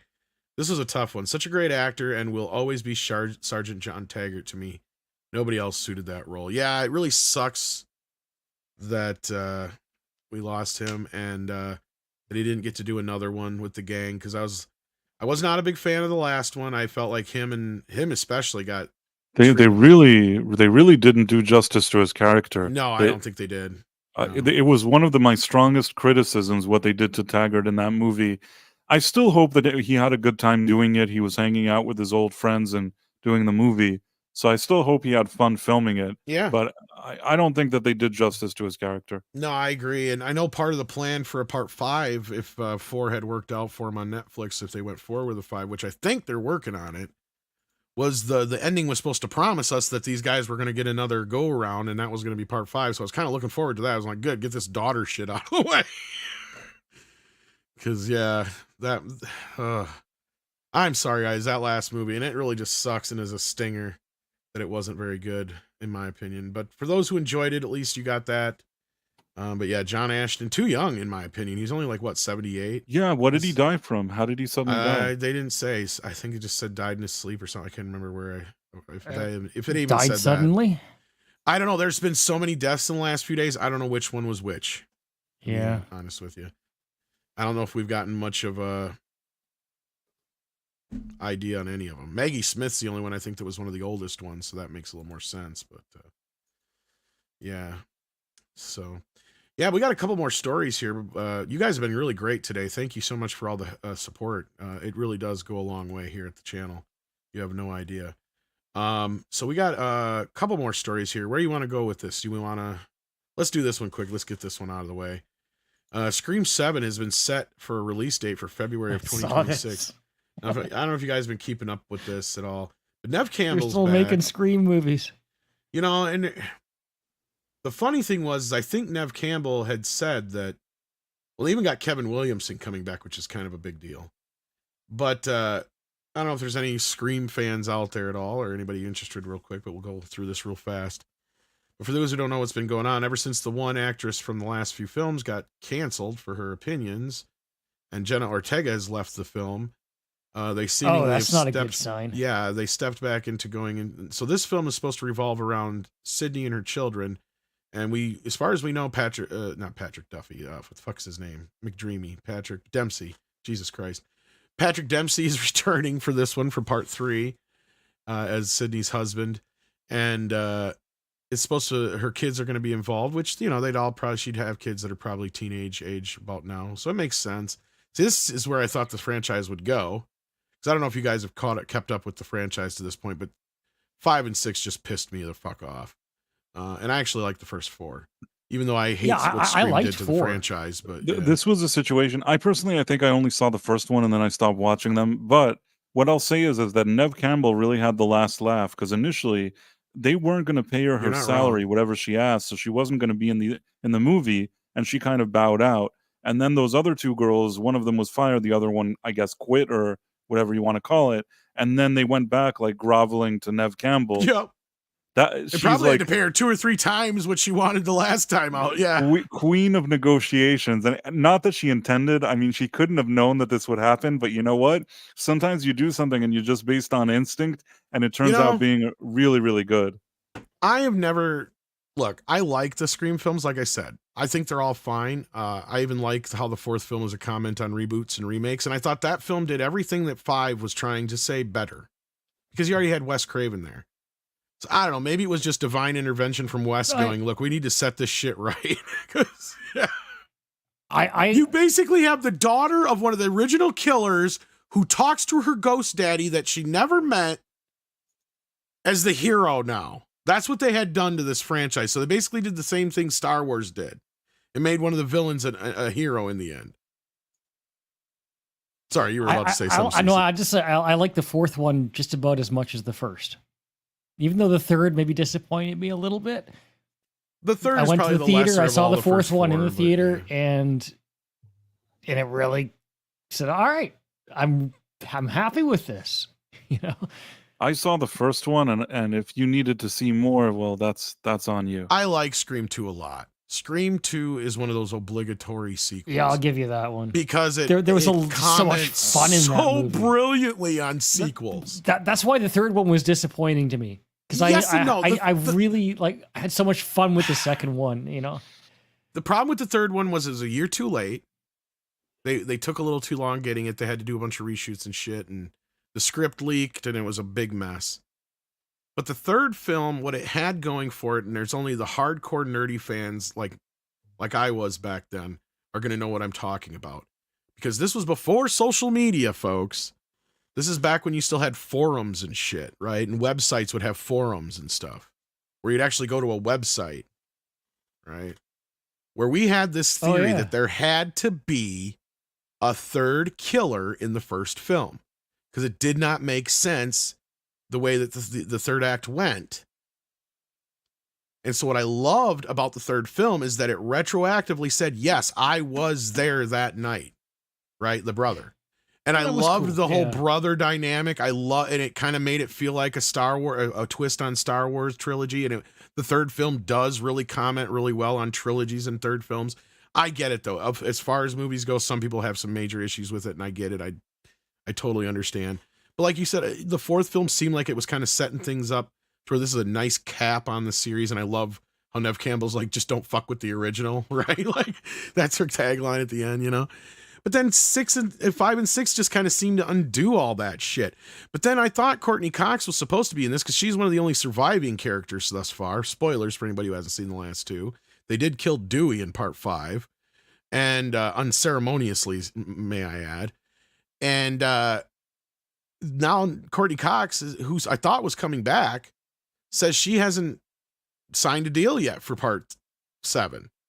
And she would like to see a way for Dewey to make a comeback. And I'm like, there's an easy way to do that, and it's not a flashback. You just fucking ignore 5 and 6 like Halloween has done 20 fucking times. And you just pick it up right after part 4. And you don't even mention part 5 and 6. That's how you fix this shit. And you'll get fans like me back in the fucking theater to see this shit. Because I didn't go see the last 2 in the theater. I wasn't going to fucking do it.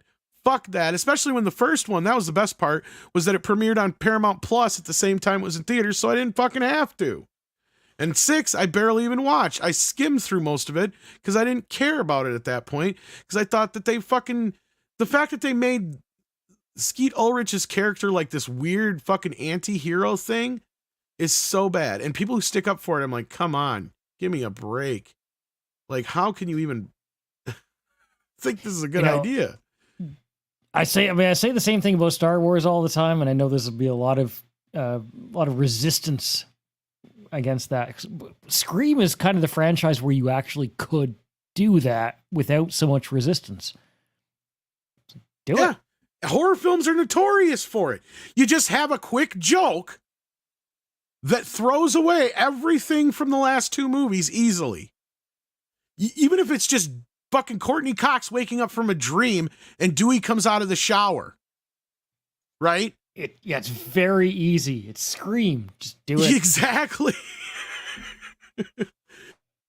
Or you just say that the last 2 movies were fucking stab movies. There's a lot of franchises. There's a lot of ways you can do this, and you can even just flat out fucking ignore it, right? Like, so it don't matter. Just call it like Scream Reunion or Scream Revenge or something like that, because it's supposed to go back to the whole idea, and then it's her kid is now the one being targeted and shit or whatever. So like, yeah, I didn't plan on spending that much time on Scream 7, but yeah, it's coming in. The date, for those who are wondering, February 27th, 2026 is the set date. So we'll see how this pans out. I'm not looking forward to it or anything. I just think it's kind of funny at this point. They probably haven't written the script yet, or it's not very. I think they have. Very I think finished. they're just trying to get everything in place now. Yeah, this is not Tom laughing. Yeah, right. No shit. And then our last story of the night. This is an animated show, so before anybody gets totally freaked the fuck out, it's going to be made with puppetry, or a puppetry animation. So we're getting a Robin's origin story dynamic duo movie. Isn't this what you guys wanted? Wait, like Robin from Batman is a puppet? As a Seems puppet. weird. I mean, look, I'm all for practical effects. I mean, I It's called say that all the Momo time. Animation. If they want I to have put no like idea something what this real is. on camera, okay. Huh. Yeah. Does it go into detail about like what the creative vision is here? Is this like puppets in a little mini theater, or like what are they? Is it stop animation?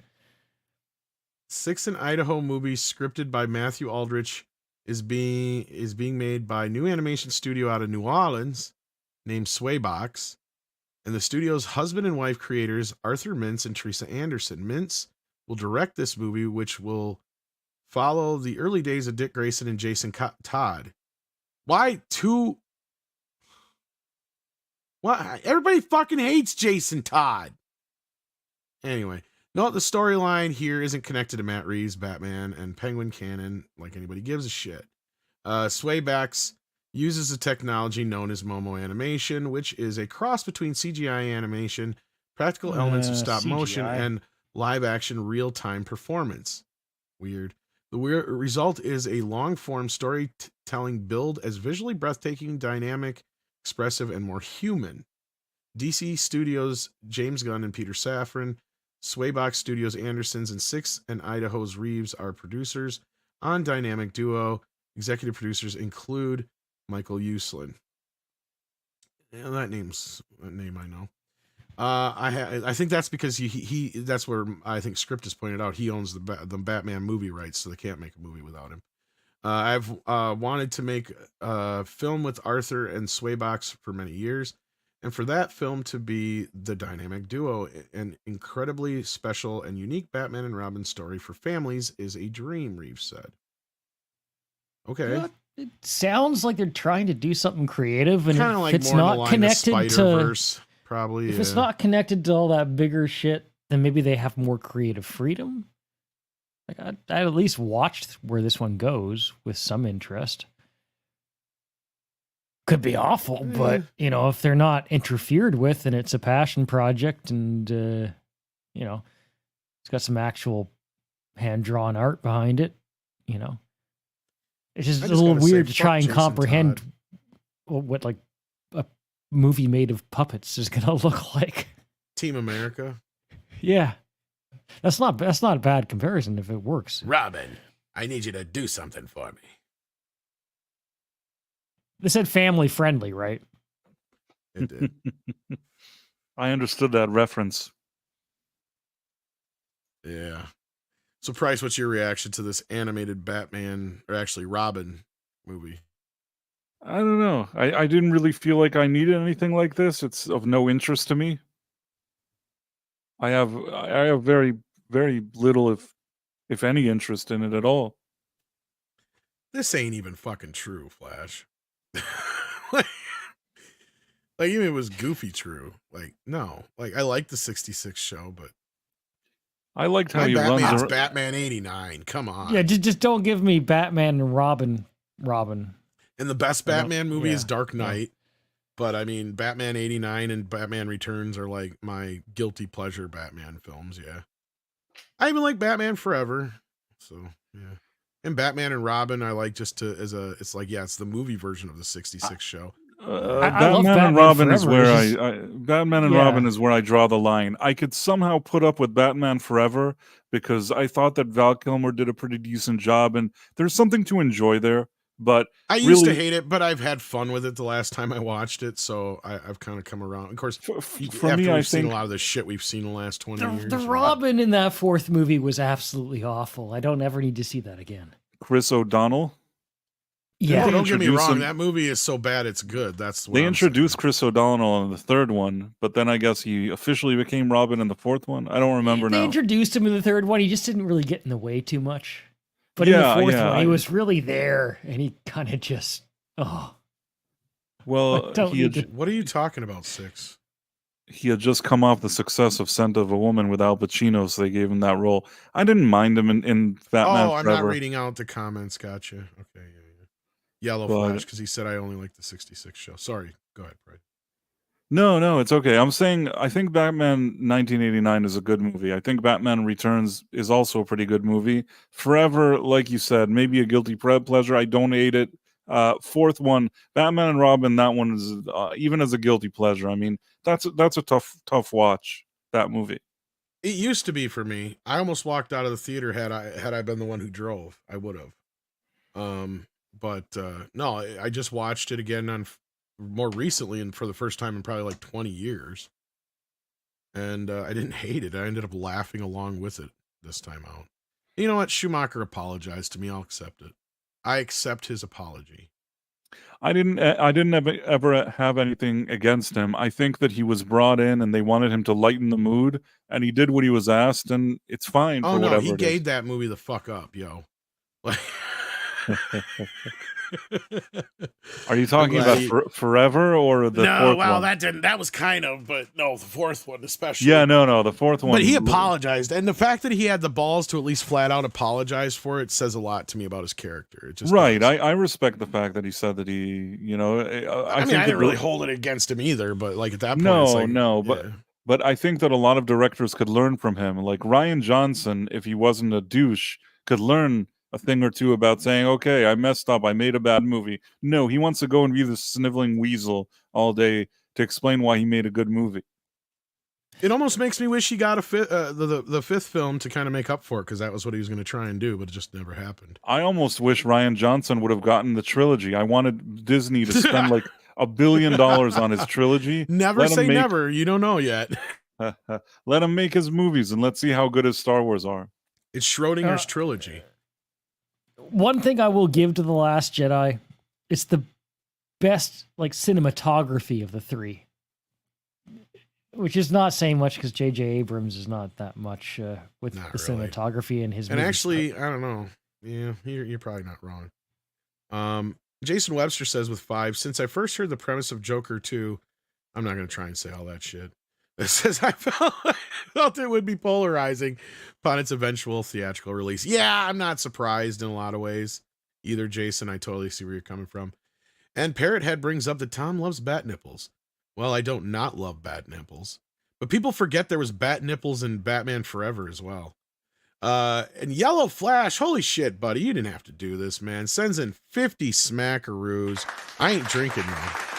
Just so you know. I will take a hit for you, though. Says, don't start talking about the Penguin. Tom will derail the topic into the Batman review. You're not wrong, but I'm not in the mood to talk about the Penguin. I think it's kind of already got... Look, they're trying to pretend like it's doing so great in the ratings, and I'm like, how?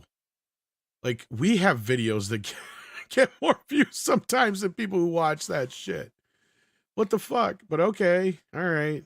It is what it is, guys. I mean, to me, I feel like it's a lot like the Joker. Look, it's fine for what it is. If people want to watch The Sopranos with the Penguin, cool. I'm not saying I'll never watch it. I'm just not really planning on it. It's not on my agenda. I've got real gangster shows to watch, like Tulsa King. So I've been watching Tulsa King, and I also watched The Penguin. Fucking great second season so far, hasn't it been? It started off, the first episode was okay. The second one was a bit wobbly. The third one started picking up a bit. So I didn't feel that Tulsa King was delivering the exact level of the first season. I'm glad they didn't fuck with this whole court thing for the whole season. That's what made me happy. Yes, I'll give him that. That I'm happy. I agree with you on that. Because that's usually when a show goes downhill, when they either send somebody to prison or you completely change the venue of the show for something like that.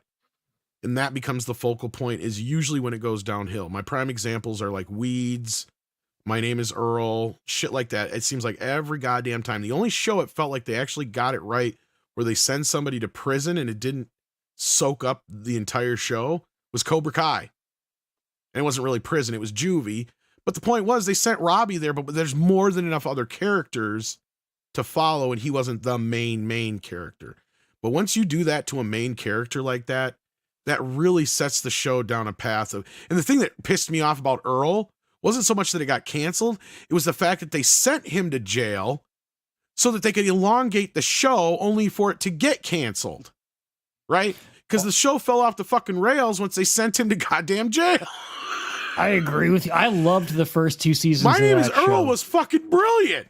That was actually one of the shows like, that what the fuck are you doing? Sorry, go ahead, CC. No, that was one of my favorite shows when it was out. That was one of those shows where I actually bothered to like make the time for it immediately. I didn't wait. Well, his list was set up perfectly for 100 episodes. Then after that, who cares?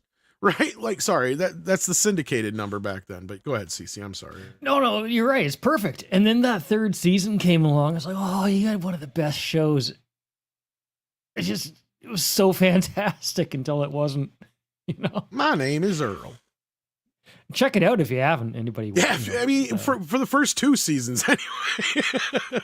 I don't think Price liked that show, but I mean, I like the concept. I mean, we don't get shows like that anymore. I only watched it once, and I didn't understand what I was looking at, so I didn't watch it again. Okay, well, the whole point of the show is that Earl's this, like, basically redneck loser criminal his whole life. And one day he wins the lottery. And the same day he wins the lottery, he gets hit by a car. But he survives.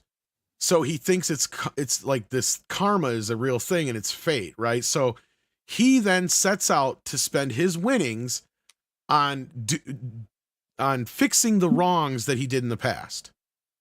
And of course, you can imagine the setups that puts him into, because he's obviously dealing with people in the past that he's either, was a criminal towards or did wrong in some way, shape, or form, right?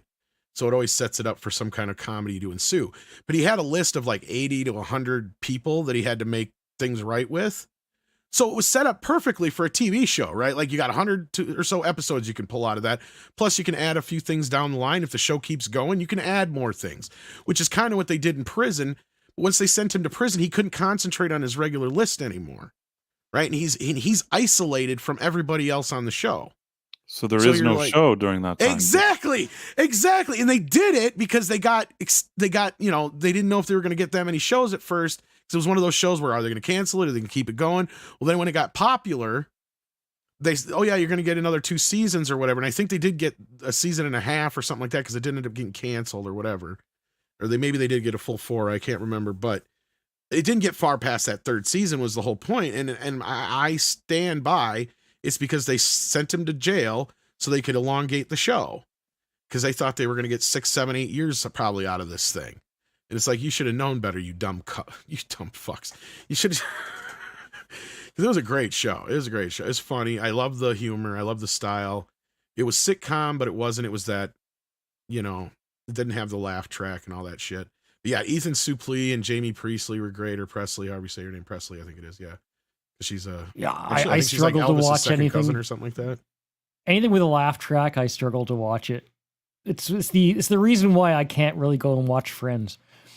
It's not your standard sitcom, is what I was trying to say. But it wasn't like The Office, to where they had the interviews, right? Like it's interviews annoy me. That's one of the reasons I don't love The Office. Easy and cheap.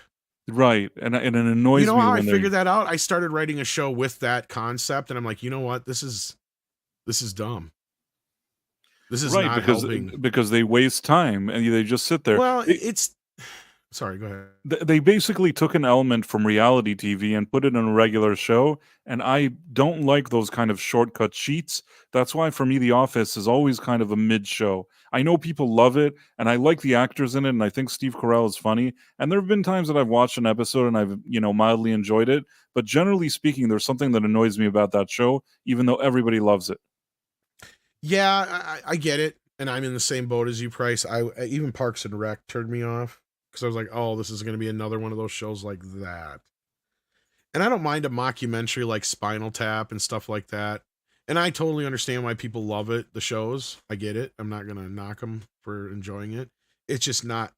It's a gimmick that only goes so far with me, and I really just noticed how much of a gimmick and how much of a cop out. And how easy it was when I was writing that Tom, shit. You and I see eye to eye. We've seen eye to eye a few times, but Modern Family is another example of that. Yes, out of all of them, Modern Family is the one that I like the least.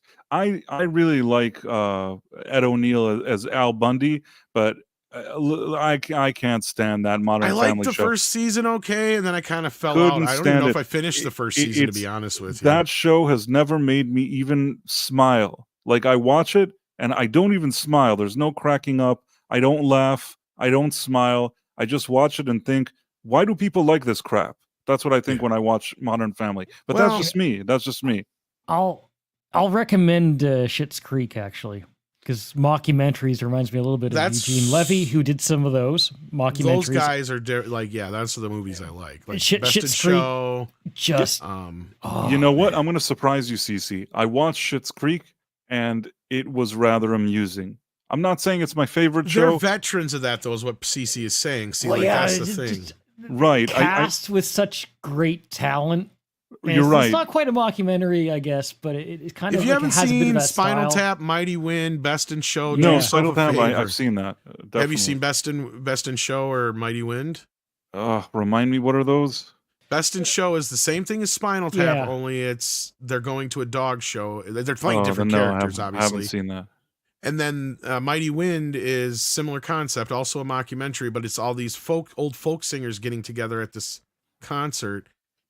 And the funny part about, or the fun part about that one is they actually got Spinal Tap back together, but they're playing a different band. So it's three guys.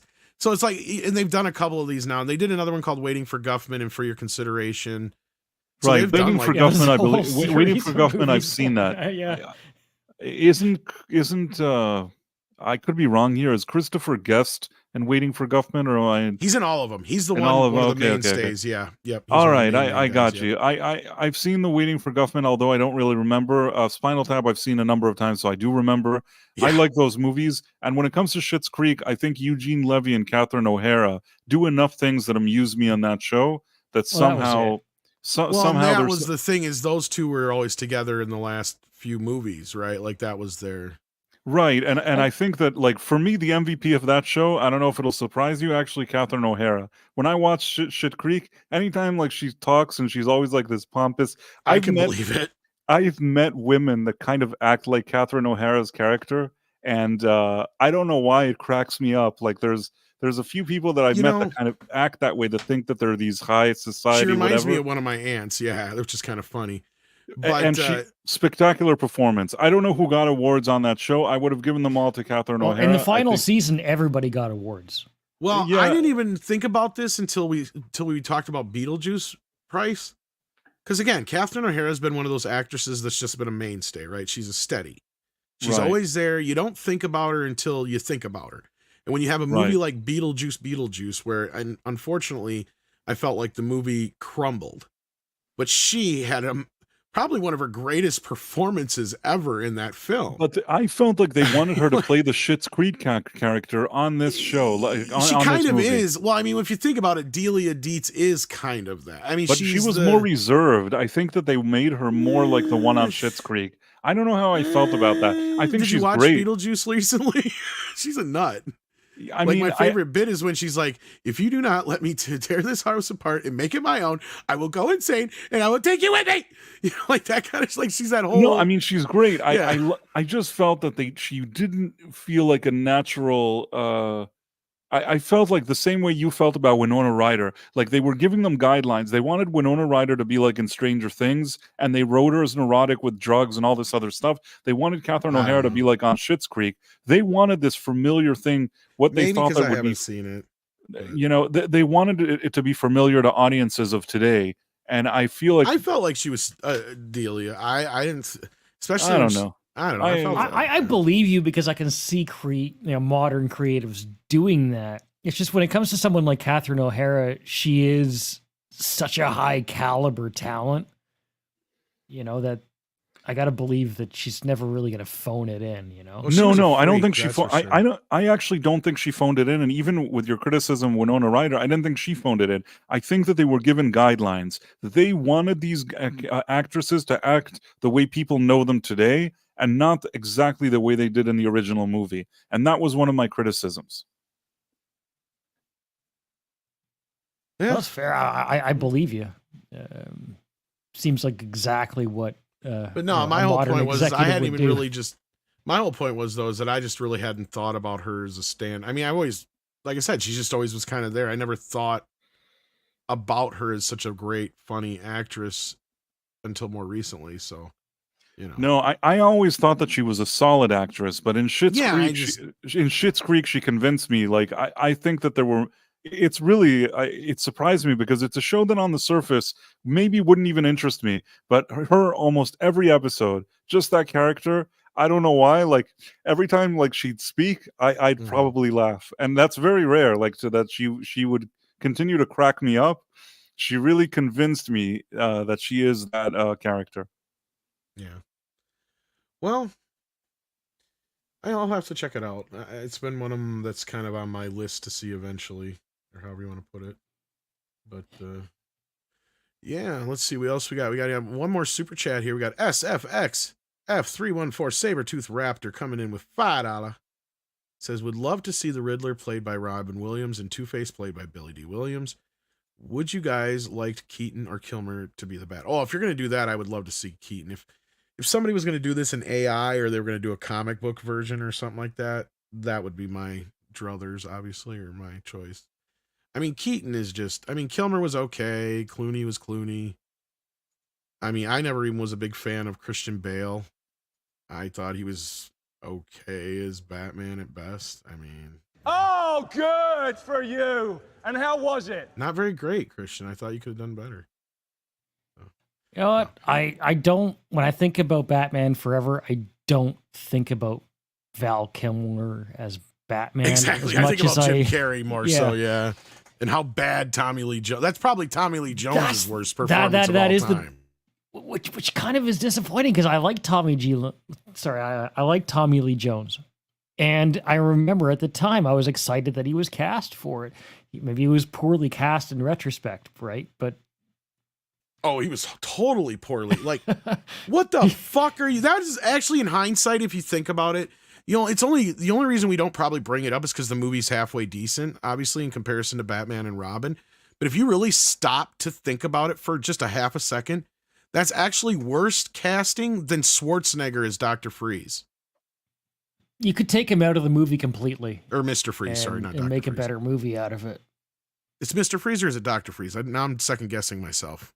Mr. Freeze, I think. Is it? That's what I thought. Okay, yeah. No, but you know what? He was a doctor, wasn't he? That's why I always do that. And then everybody he's was not a corrects Mr. me. anymore. So now I'm like, yeah, I'm totally like, yeah, you're right. He's a mix or whatever. I mean, the thing is, he is a doctor, but for some reason, I thought they called him Mr. Freeze. I think he's more of a scientist than a doctor, though, isn't he? I can't remember. Maybe you're right.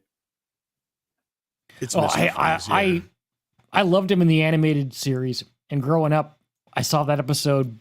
That was probably my favorite episode of the animated series. Wasn't that like a 2 or 3 part episode where they put it together as a movie or something like that for video? And I kept waiting for it to come back on television for months and months, and it never aired again. And I was like, yeah, but I mean, at the end of the day, I mean, as far as like look wise and playing both Batman and Bruce Wayne, I would give it to Ben Affleck. I know that's probably controversial, even though he's in the worst films, which doesn't help.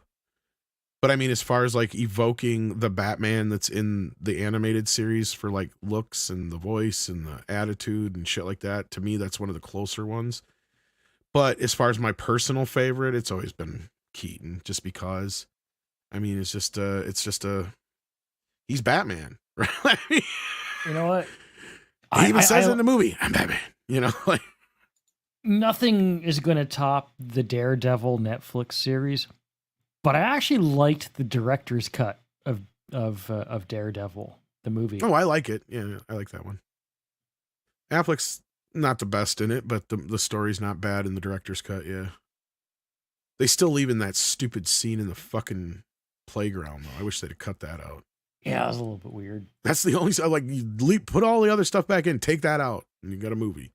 Yeah. But no, you know, the other thing with that, too, is probably Sabretooth Raptor is just, like, the time. Like, I don't know, you guys were, like, Price, I think you're closer to my age than CC is, if I remember correctly. Yeah, like, you might remember. So. Yeah, you might remember more. Just the Batmania of from the 1989 one? Yes. I mean, the palpable, like, you could taste it. Everybody had that shirt. Everybody. Yes. There's no chance that you were around in 1989 and you were like any kind of kid or teenager or anything, or even an adult, I think, and you didn't have the thing with the symbol, with a bat symbol. Everybody had it. And then there were ones that were considered more authentic, but then there were a lot of people selling kind of counterfeit ones.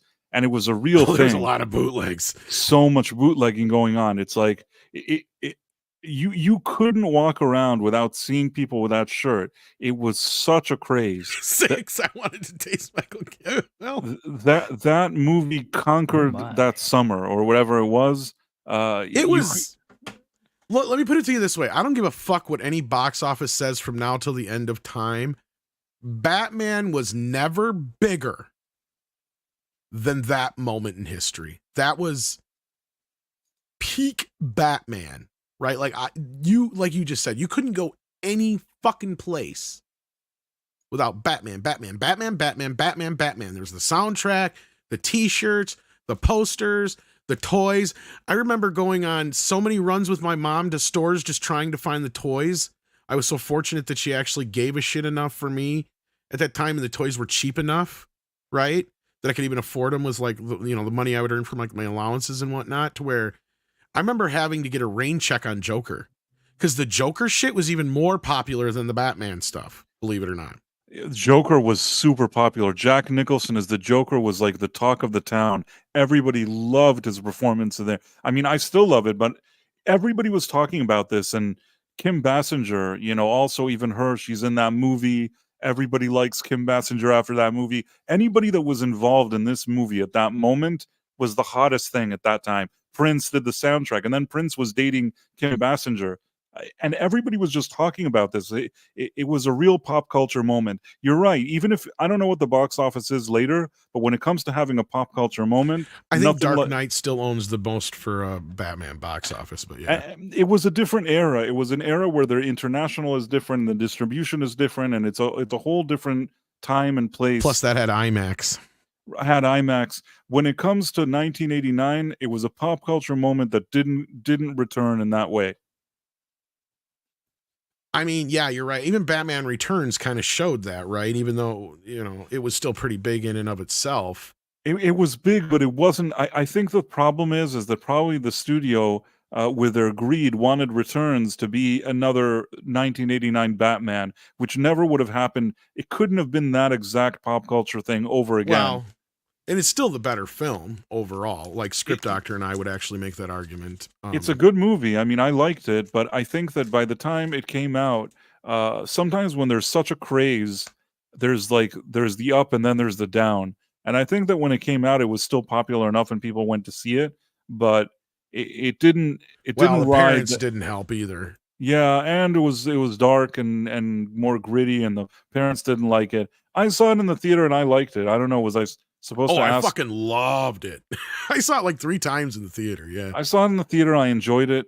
The only thing when watching it, I'm trying to think if it was the first one or the second one, that I thought it was a bit long. I enjoyed it a lot, but I don't know if it's the first one that I thought, like, even as a kid watching, I felt like maybe the third act was a bit long there. The first one has a lot of issues when it comes to, like, there's some story elements that meander. There's a few minor plot holes. It's not perfect. Batman's only on screen for like 15 minutes, 20 minutes, I think, tops. It's not perfect. The first one, really, I think that it had that craze in that moment. But when I think about it, even sitting in the theater, I felt like it was a long movie as a kid. I still really liked it, but like you said, it meanders. It probably could have been tightened up with the pacing, especially towards the third act. That whole part that he's chasing the Joker and with the tower and with Kim Basinger, Vicky Vale.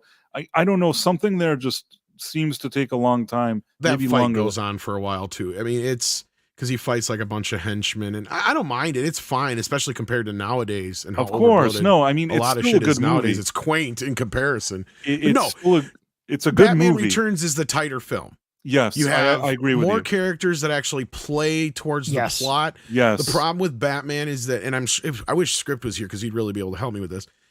The problem with Batman is you have a lot of characters that don't really have a lot to do with the plot.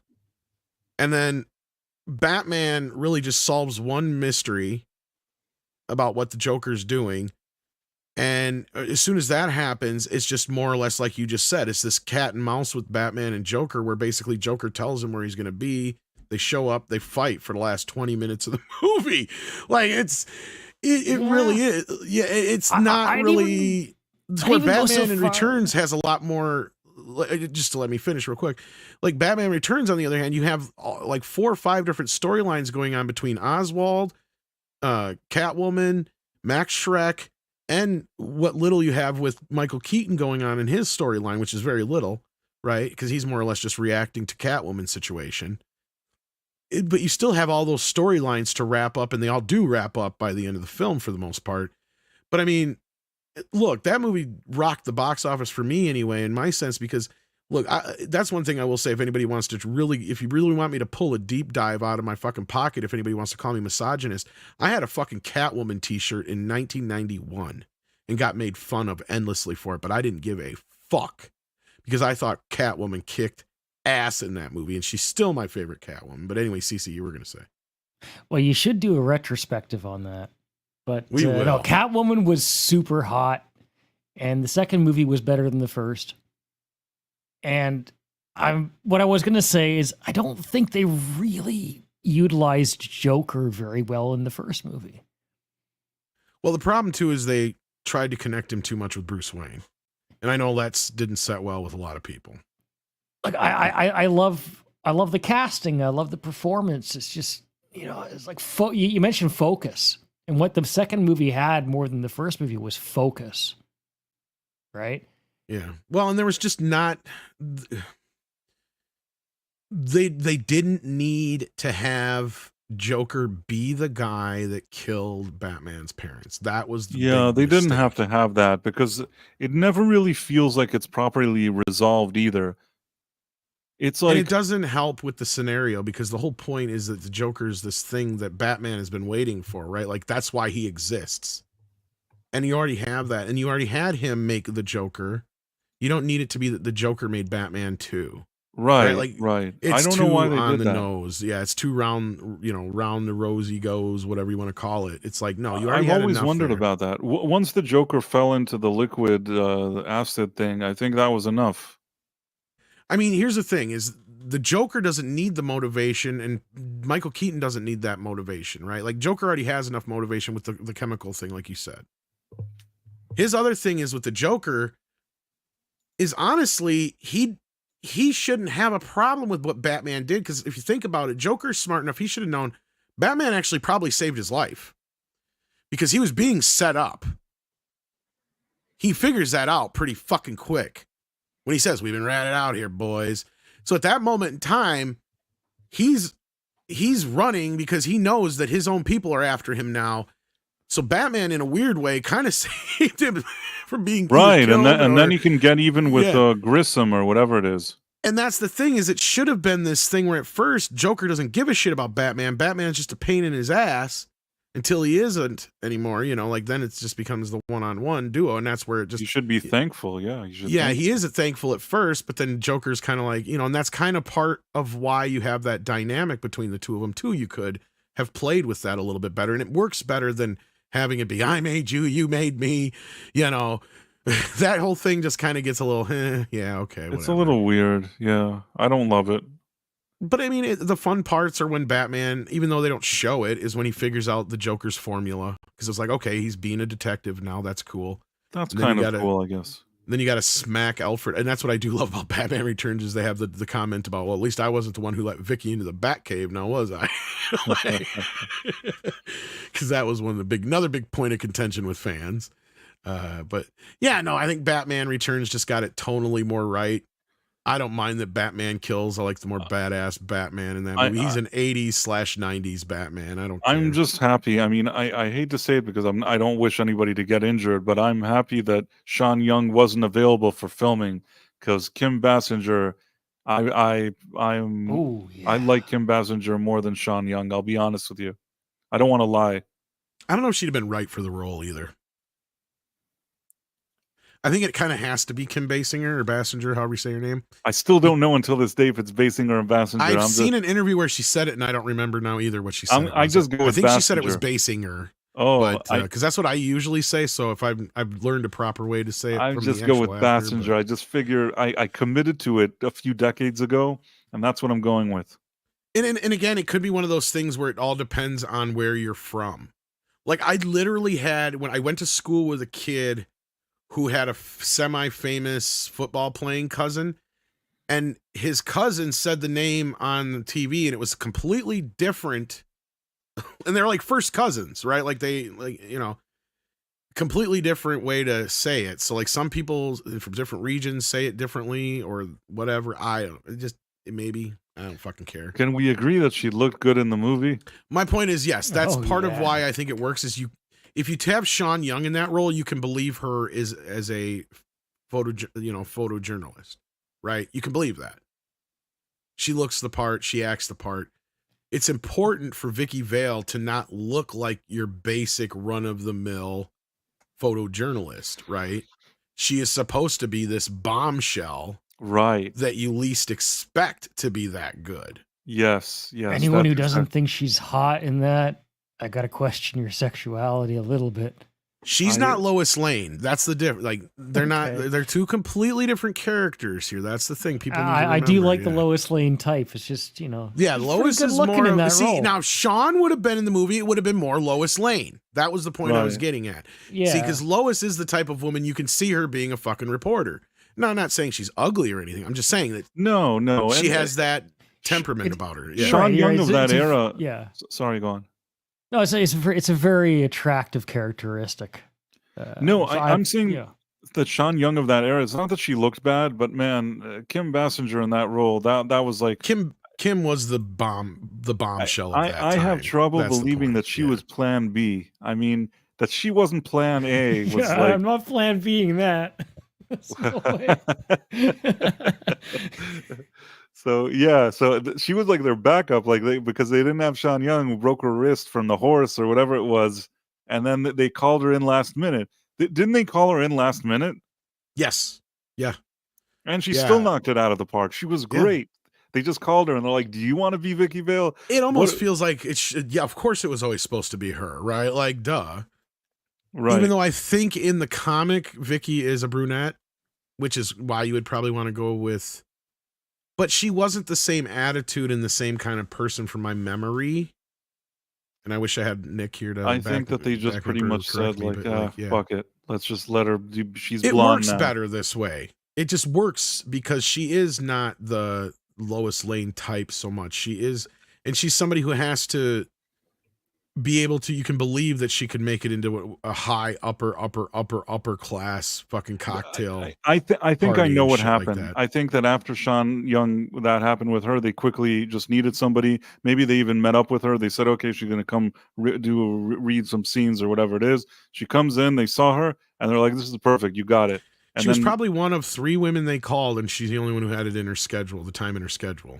To be honest with you, that's how a lot of these work out that way. Maybe, but I think that the second they saw her, they're like, great. Like, this is great. Should I change my hair? No. We'll see you Monday. That's how, like, because they could have told her to, like, do brunette. Well, let's see. At that time, because this was pre-Julia Roberts, so you had, like, I bet you $5 they sent out the call to, like, Kim Basinger, who was probably, like, that's the thing, you got to remember, she was almost, like, B-level still at this point. I bet you they sent it out to, like, Daryl Hannah and a couple other people in that same kind of range and popularity Julia at that was time. okay. She hadn't done Pretty Woman yet, though. See, that's what I'm saying. So, and I believe she would have shot. No, she would have shot Pretty Woman after this. So, like, what was she doing at that time? I think her biggest movie at that point would have probably been like, what, Mystic Pizza or some shit. I don't fucking know. Julie was charming. Kathleen Turner, I could see them calling her too. Yeah, sorry. Julie was charming, but she didn't. She didn't buy the ticket. I wasn't going to go buy the ticket the same way I was going to do for Kim Basinger at the time. Now, what's funny wasn't she dating Alec Baldwin at this time too, or was that after this? No, that was after. That's. I see, because he was also up for Batman from my memory as well. He was close to the finish line, and that's why he got the studio Shadow. wanted him, but Tim always insisted on Michael Keaton. So yeah, sorry, you were about to say. No, I'm saying because he didn't get Batman, he went to do the Shadow, but he still got Kim Basinger, which really, I until this day, it saddens me that Kim Basinger went for Alec Baldwin. That's just my personal opinion. It's a bad choice. She didn't stay with him that long, though, did she? Like a couple of years. Did they even get married, though? I don't think they ever got married, did they? I think they did. And then they had a movie that they started together, and that movie was crappy. Can't remember what even that movie is. They did a remake of The Getaway, I think it was. Something, they're on the run or some crap like that. Yeah, it's a remake of The Getaway, yeah. Steve McQueen movie. I'm ashamed to say that I saw that stupid movie in the theater with Alec Baldwin and Kim Basinger. I liked her in the thing with Dan Aykroyd. One of those movies, I guess it's closer to the book, but yeah. What was the one that my mom's an alien, my stepmother's an alien, something like that? Yeah, Stepmother's an alien, yeah. I kind of actually liked that would have been her bigger movie around that time period. You're right. I just remembered. Now you're right. I liked that movie. Yep. That was a good movie. I think that's one of Dan Aykroyd's better kind of solo efforts. 6 says Alec Baldwin is very good looking. Very good looking now or 1989? No, like 1989. It's a fair point. Yeah, no, in 1989, I guess the ladies liked him. He started off on ladies make bad choices. He was a leading man at that period. You got it. Happens, right? He also he did the transition that most people can't do from TV to film. He started off on Knots Landing, and he was so popular on the show that all the ladies would sit around and fantasize about him that they actually gave him. Well, not only that, he could do drama and comedy because he did, like, what was it? was it Glengarry Glen Ross and Beetlejuice and something else, all in that same kind of time period, I think. Or one of those I mean, movies I'm trying to think of. listen. At that time, he was more likable. Over the years, he just became very annoying. But Fair. is what it is. But Bryant wants to know, do you think Sean Young would have been a good Catwoman? No. No, and not better than Michelle Pfeiffer. When you have Michelle Pfeiffer as Catwoman and Kim Basinger as Vicky Vale, Sean Young, I can understand why she couldn't find her place there. Those two are much better casting for those roles. Sean Young isn't a bad actress in those days, and it's not like she looks bad. She was fine in Blade Runner, whatever it is, but I don't know. Michelle Pfeiffer was so fucking good in that role. Perfect as Catwoman. Perfect casting. We have yet to come even remotely close since. Nothing. And she is one of the few people to give Julie Newmar and Eartha Kitt a run for their money. And Eartha Kitt and Julie Newmar are part of the reason why they added a lot of the shit that we think of when we think of Catwoman. Right? Like I can't see anybody else I believe in all that shit, if I'm not mistaken. But yeah. I even think about the animated series. I think about her in that role. Well, yeah, it's based on her version. Yeah. Yeah. No, that was fucking brilliant casting at that time. I mean, I just don't know if you'll be able to do a better one. And yeah, she's even better than Eartha Kitt, but Eartha Kitt would be my second favorite, and then probably Julie Newmar. And then, yeah, then I can't stand any of the other ones we've got at this point, to be honest with you. Outside of animated ones. So yeah. And then we got Kalecki Oki, who says they're gonna have a black actor, can't remember his name, play Two-Face before they got Tommy Lee Jones. So that was Billy D. Williams as exactly. Sabretooth Williams, Sabretooth Raptor was bringing up here. Yeah, been interesting. The Williams boys versus Batman. That'd have been interesting. I don't think it's nice that they booted him out. I actually wanted to see him as Two-Face. He got paid. Yeah, I know, but I don't know. It just wasn't nice. Why did they think they needed Tommy Lee Jones? I think that's how he reacted to it too. He's like, "How'd you feel?" He's like, "Yeah, it sucks, but I got paid." Tommy Lee Jones, especially in that era, he had a charm to him, and maybe that was what they're going for. But the Billy D. Williams charm was a bit of a better fit. He's okay at villains, but I'm not a big fan of him as villains. He's the only one I think that he did really good as a villain was that one he did with Jeff Bridges, the bomb one, Blown Away. I was never a fan of the fucking Under Siege movie, but I know a lot of people like him in that. So he's all right in that. He's not a villain in The Fugitive, though. I mean, he's playing the antagonist. Right, he's antagonist, but he's not a villain. The thing is, in Under Siege, with Steven Seagal not being necessarily the best actor, Tommy Lee Jones stands out as the villain in that movie. Because at least he can act. Yeah, well, he's a good antagonist. He's not a great villain. That's a good way of putting it, I think. I guess so. He's good at that hard ass general type. Kay was a perfect role for him. Yeah, grumpy guy, grumpy bureaucrat, grumpy official, grumpy officer. Another one of my favorites with him is Man of the House. Have you guys seen that one? That was surprisingly better than I thought it was going to be. I know, right? But it's plays to his strengths. Nothing. I got a lot more than that. Yeah, because he's not the one doing, like, that's the thing is when he's hamming it up, he is hamming it up. And it comes off so hammy, you can smell the salt. He's not a mean person. I don't know if he has the ability to act mean. But he's not a happy person. He's good at playing grumpy. No, he's grumpy. Exactly. Yeah. He's a grumpy bureaucrat or grumpy law enforcer or something like that. Yeah, I don't care. Grumpy lawyer. Those are usually the things that he's good at. But it's fine. You're right. Jim Carrey is what he was trying to compete with. That's the other problem. Right, and Jim Carrey was doing his own thing. That was not a good team up. Jim Carrey was doing Frank Gorshin on coke. That's what Jim Carrey was doing. Right. And I think that Tommy Lee Jones found himself like outside of the loop there. Well, he was trying to keep up with one of the funniest fucking guys on the planet at that point. And the script really didn't give him anything to do, right? Like it didn't. No. The script had no dynamic between him and the Riddler in that. It was too goofy for Two-Face. That was the other problem. Yes. But there was also just like, what was even Two-Face's place in that movie? there was no connection. Really if you were with doing Riddler it serious, Tommy Lee probably would have been fine, right? Because you just have the dynamic of the duality, right? I mean, if you actually, in actuality, the funny part is, had Billy D. Williams been in the third film, he works better hamming it up a bit more. See, Yeah. I could have seen that transition better than trying to get Tommy Lee Jones playing a comic book character. Because Again, that's that what was- he's doing. He thinks he's a cartoon, not a comic book, too. That's the other problem. I mean, I love the film, but that was one of my issues, right? It's like there was not really any plot for the two of them to work together with. If you have Billy D just kind of hamming it up, you don't need the plot between them as quite as much, because it's just kind of like, this is the dynamic of the two of them. Well, on that's screen. that's one of the it. biggest problems with Batman Forever is they team up just because they need to team up. Exactly. Yeah. And they really have that convoluted thing with he needs the funding to build the Enigma Tech thing. It's just kind of, yeah. And I'm not saying it's a bad movie overall. It's just a real tangential way of getting the villains to work together. Because, I mean, that's one of the weaker parts of Batman and Batman Returns as well, is just trying to get those two to work together. Of the first three movies, if you told me I could only watch one of them, I'm going to watch Batman Forever. Fair. I'd probably take Returns, but I mean, I would say Returns is the best of the three, but Forever's the one that I'm just going to sit back and enjoy and laugh, and you know, not. It's certainly the lightest out of the three, regret so it doesn't. the decision. It's more lighthearted.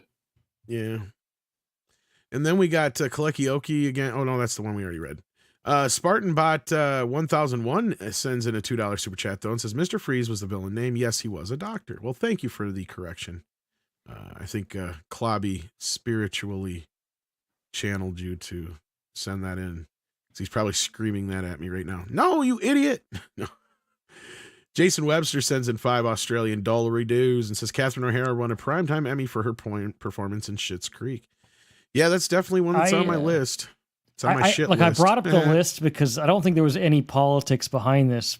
It was well deserved. Like it won Outstanding Comedy Series, lead actor for Eugene Levy, lead actress for Catherine O'Hara. Dan Levy won Supporting Actor.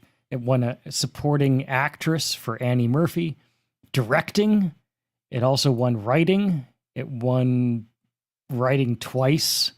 It won the casting award. I feel like they went out of their way to sound give mixing. I don't know if they needed to get every award in the book. Like, I think they really showered them with awards. But I will say that I think that Catherine O'Hara deserved an award. I mean, I believe that they were awarding the show as a whole, but the show got better, right, as it went along, and with I think so. Generational talent behind it, on camera and behind it. It started as a Canadian special show. It started as a smaller Canadian show that, quite frankly, nobody gave a shit about, no pun intended. And then what happened was I think that people started discovering it, and it suddenly became a thing. Like people, it's one of those things that they discovered. It's nice sometimes that you have a show like that it was already around for a few seasons that did what it did, and most people didn't even know about it. And then it suddenly had this moment that people were streaming it and learning about the show. And then I guess all of that hype around it really helped with the awards. I'm not saying it didn't deserve awards, but for me, really the price of admission there is Catherine O'Hara's character and performance. For me, if she's not on the show, I don't know that I like that show as much. No, she's Yeah, Jason Webster sends in another 5. Thank you so much, buddy. Says Batman Returns is my favorite live-action Batman film. Well, I can understand that. Totally can. It's a good movie. It's fun. And then we got Sabretooth Raptor sending in another 2, asking us all, which Alfred do you guys think was the best? That's a good question. Price, what about you? Oh, that's a difficult one. I mean, there's a part of me that likes the Keaton one. I don't remember the actor's Michael name. Goff, I think his name is. Yeah, he gave a good Alfred, but at the same time, hard for me not to recognize Michael Caine. I think that Michael Caine brought like more heart to his Alfred. That's my answer too. Yeah. Like he felt more official. I have to go with Michael Caine. I thought about it now. I like the guy that you said. I like him a lot, but I would go with Michael Caine. Michael Goff's really good, but yeah, Michael Caine really kind of stole it. What do you say, He CC? was really strong in those movies, and you needed that. You needed that relationship with the thing with Bruce. It's just it was He's very important for those better movies. Alfred And than he is Batman. That's the problem. you're probably right. I didn't hate Christian Bale as Batman. I know some people complain. I thought he was good. I liked him. I liked him as Bruce. I liked him as Batman. I didn't have an issue with him. I'm gonna say animated series if that counts. Cheat. It's a little bit of a cheat, but that's my It's pick. fair though. He's probably the more comic accurate one. That's fair. Yeah. No, honestly, I wish I would have loved to have seen Ben Affleck's Batman with Michael Caine's Alfred. I know that sounds weird, but I think they'd had a better dynamic. That's just I me. don't know. I'm one of those people that like it kind of semi grew on me, Ben Affleck, over time. I never really was too excited about him. I think he was all right, and None of us really were at first, I don't think, but yeah. but I never really. I thought he was all right. He was better than I thought he would be, but he actually still wasn't. I like Christian Bale as Batman better. I like Michael Keaton as Batman better. So really, he's not in first or second place. He's for me like I think Christian Bale's a little overrated. That's my opinion. I like him as Batman. That I is liked my him. What can I Oh, do? It's a good. good Oh, actor. fuck for you, you. Christian. And Jesus how was Christ. it? It was great. I think that Ben Affleck. The only thing I can say with certainty that I liked his Batman more than Clooney's Batman.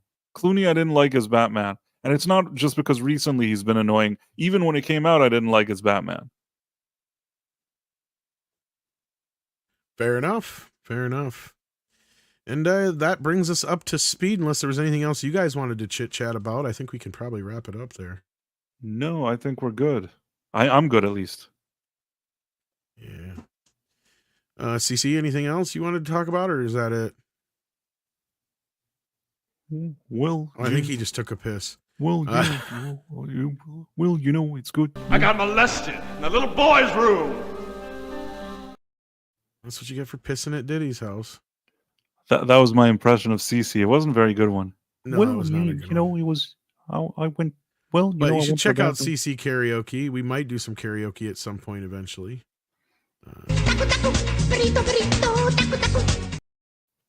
So yeah. I really wish and- I did a better impression of CC. I don't know why I can't get that impression down. He's just because he's kind of just CC. He doesn't really have a like with Nick. There's something you can hook into. Right, Right. I guess so. But with CC, Oh. also not a great about me? impressions man, to be honest. Oh, we were just covering for you since you went away. Sabretooth Raptor sends in a last minute one and asks best Batmobile and Batwing. I'm gonna go with 89 across the board on that one. What about you guys?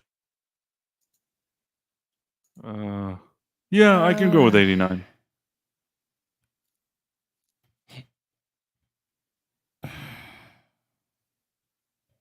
CC. He's thinking on it, I think. Oh, You know what? The second movie of the Nolan trilogy did have a pretty cool Batmobile. I'll go with that. What about Batwing?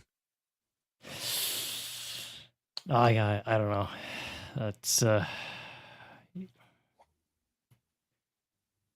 That's tough. Why didn't anybody tell me he had one of those things? You know what? The original movie Oh, the had a helicopter certain looking aesthetic thing to or it. whatever. Was it a helicopter back in the day? I think it was then. Or was that the Batcopter? Did they have a Batwing in the movie? I kind of like the original Batmobile. You know, it's The I original still 60s one? yeah. I mean, I prefer what they did in the 1989 one, but there's something kind of charming about the original Batmobile. That's I probably my suppose. second favorite one.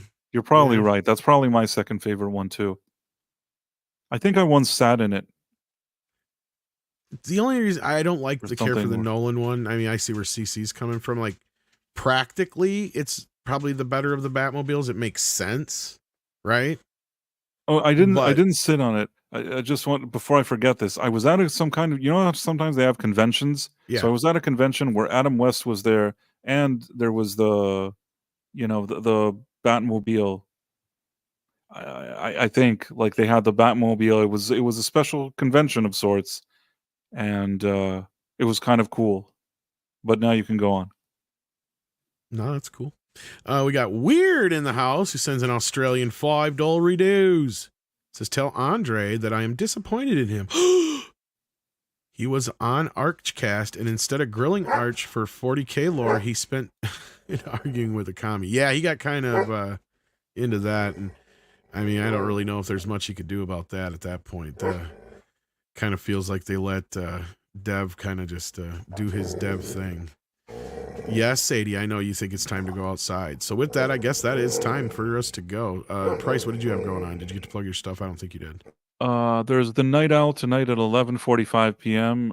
It's on my live channel, Price of Reason Live, and I have my Joker review, my Joker 2 review on my main channel, Price of Reason. So people are welcome to go check that out. And that's it. Awesome sauce. And I know it said Andrea 6, but it's probably because of autocorrect. It does it to me all the time. All the time.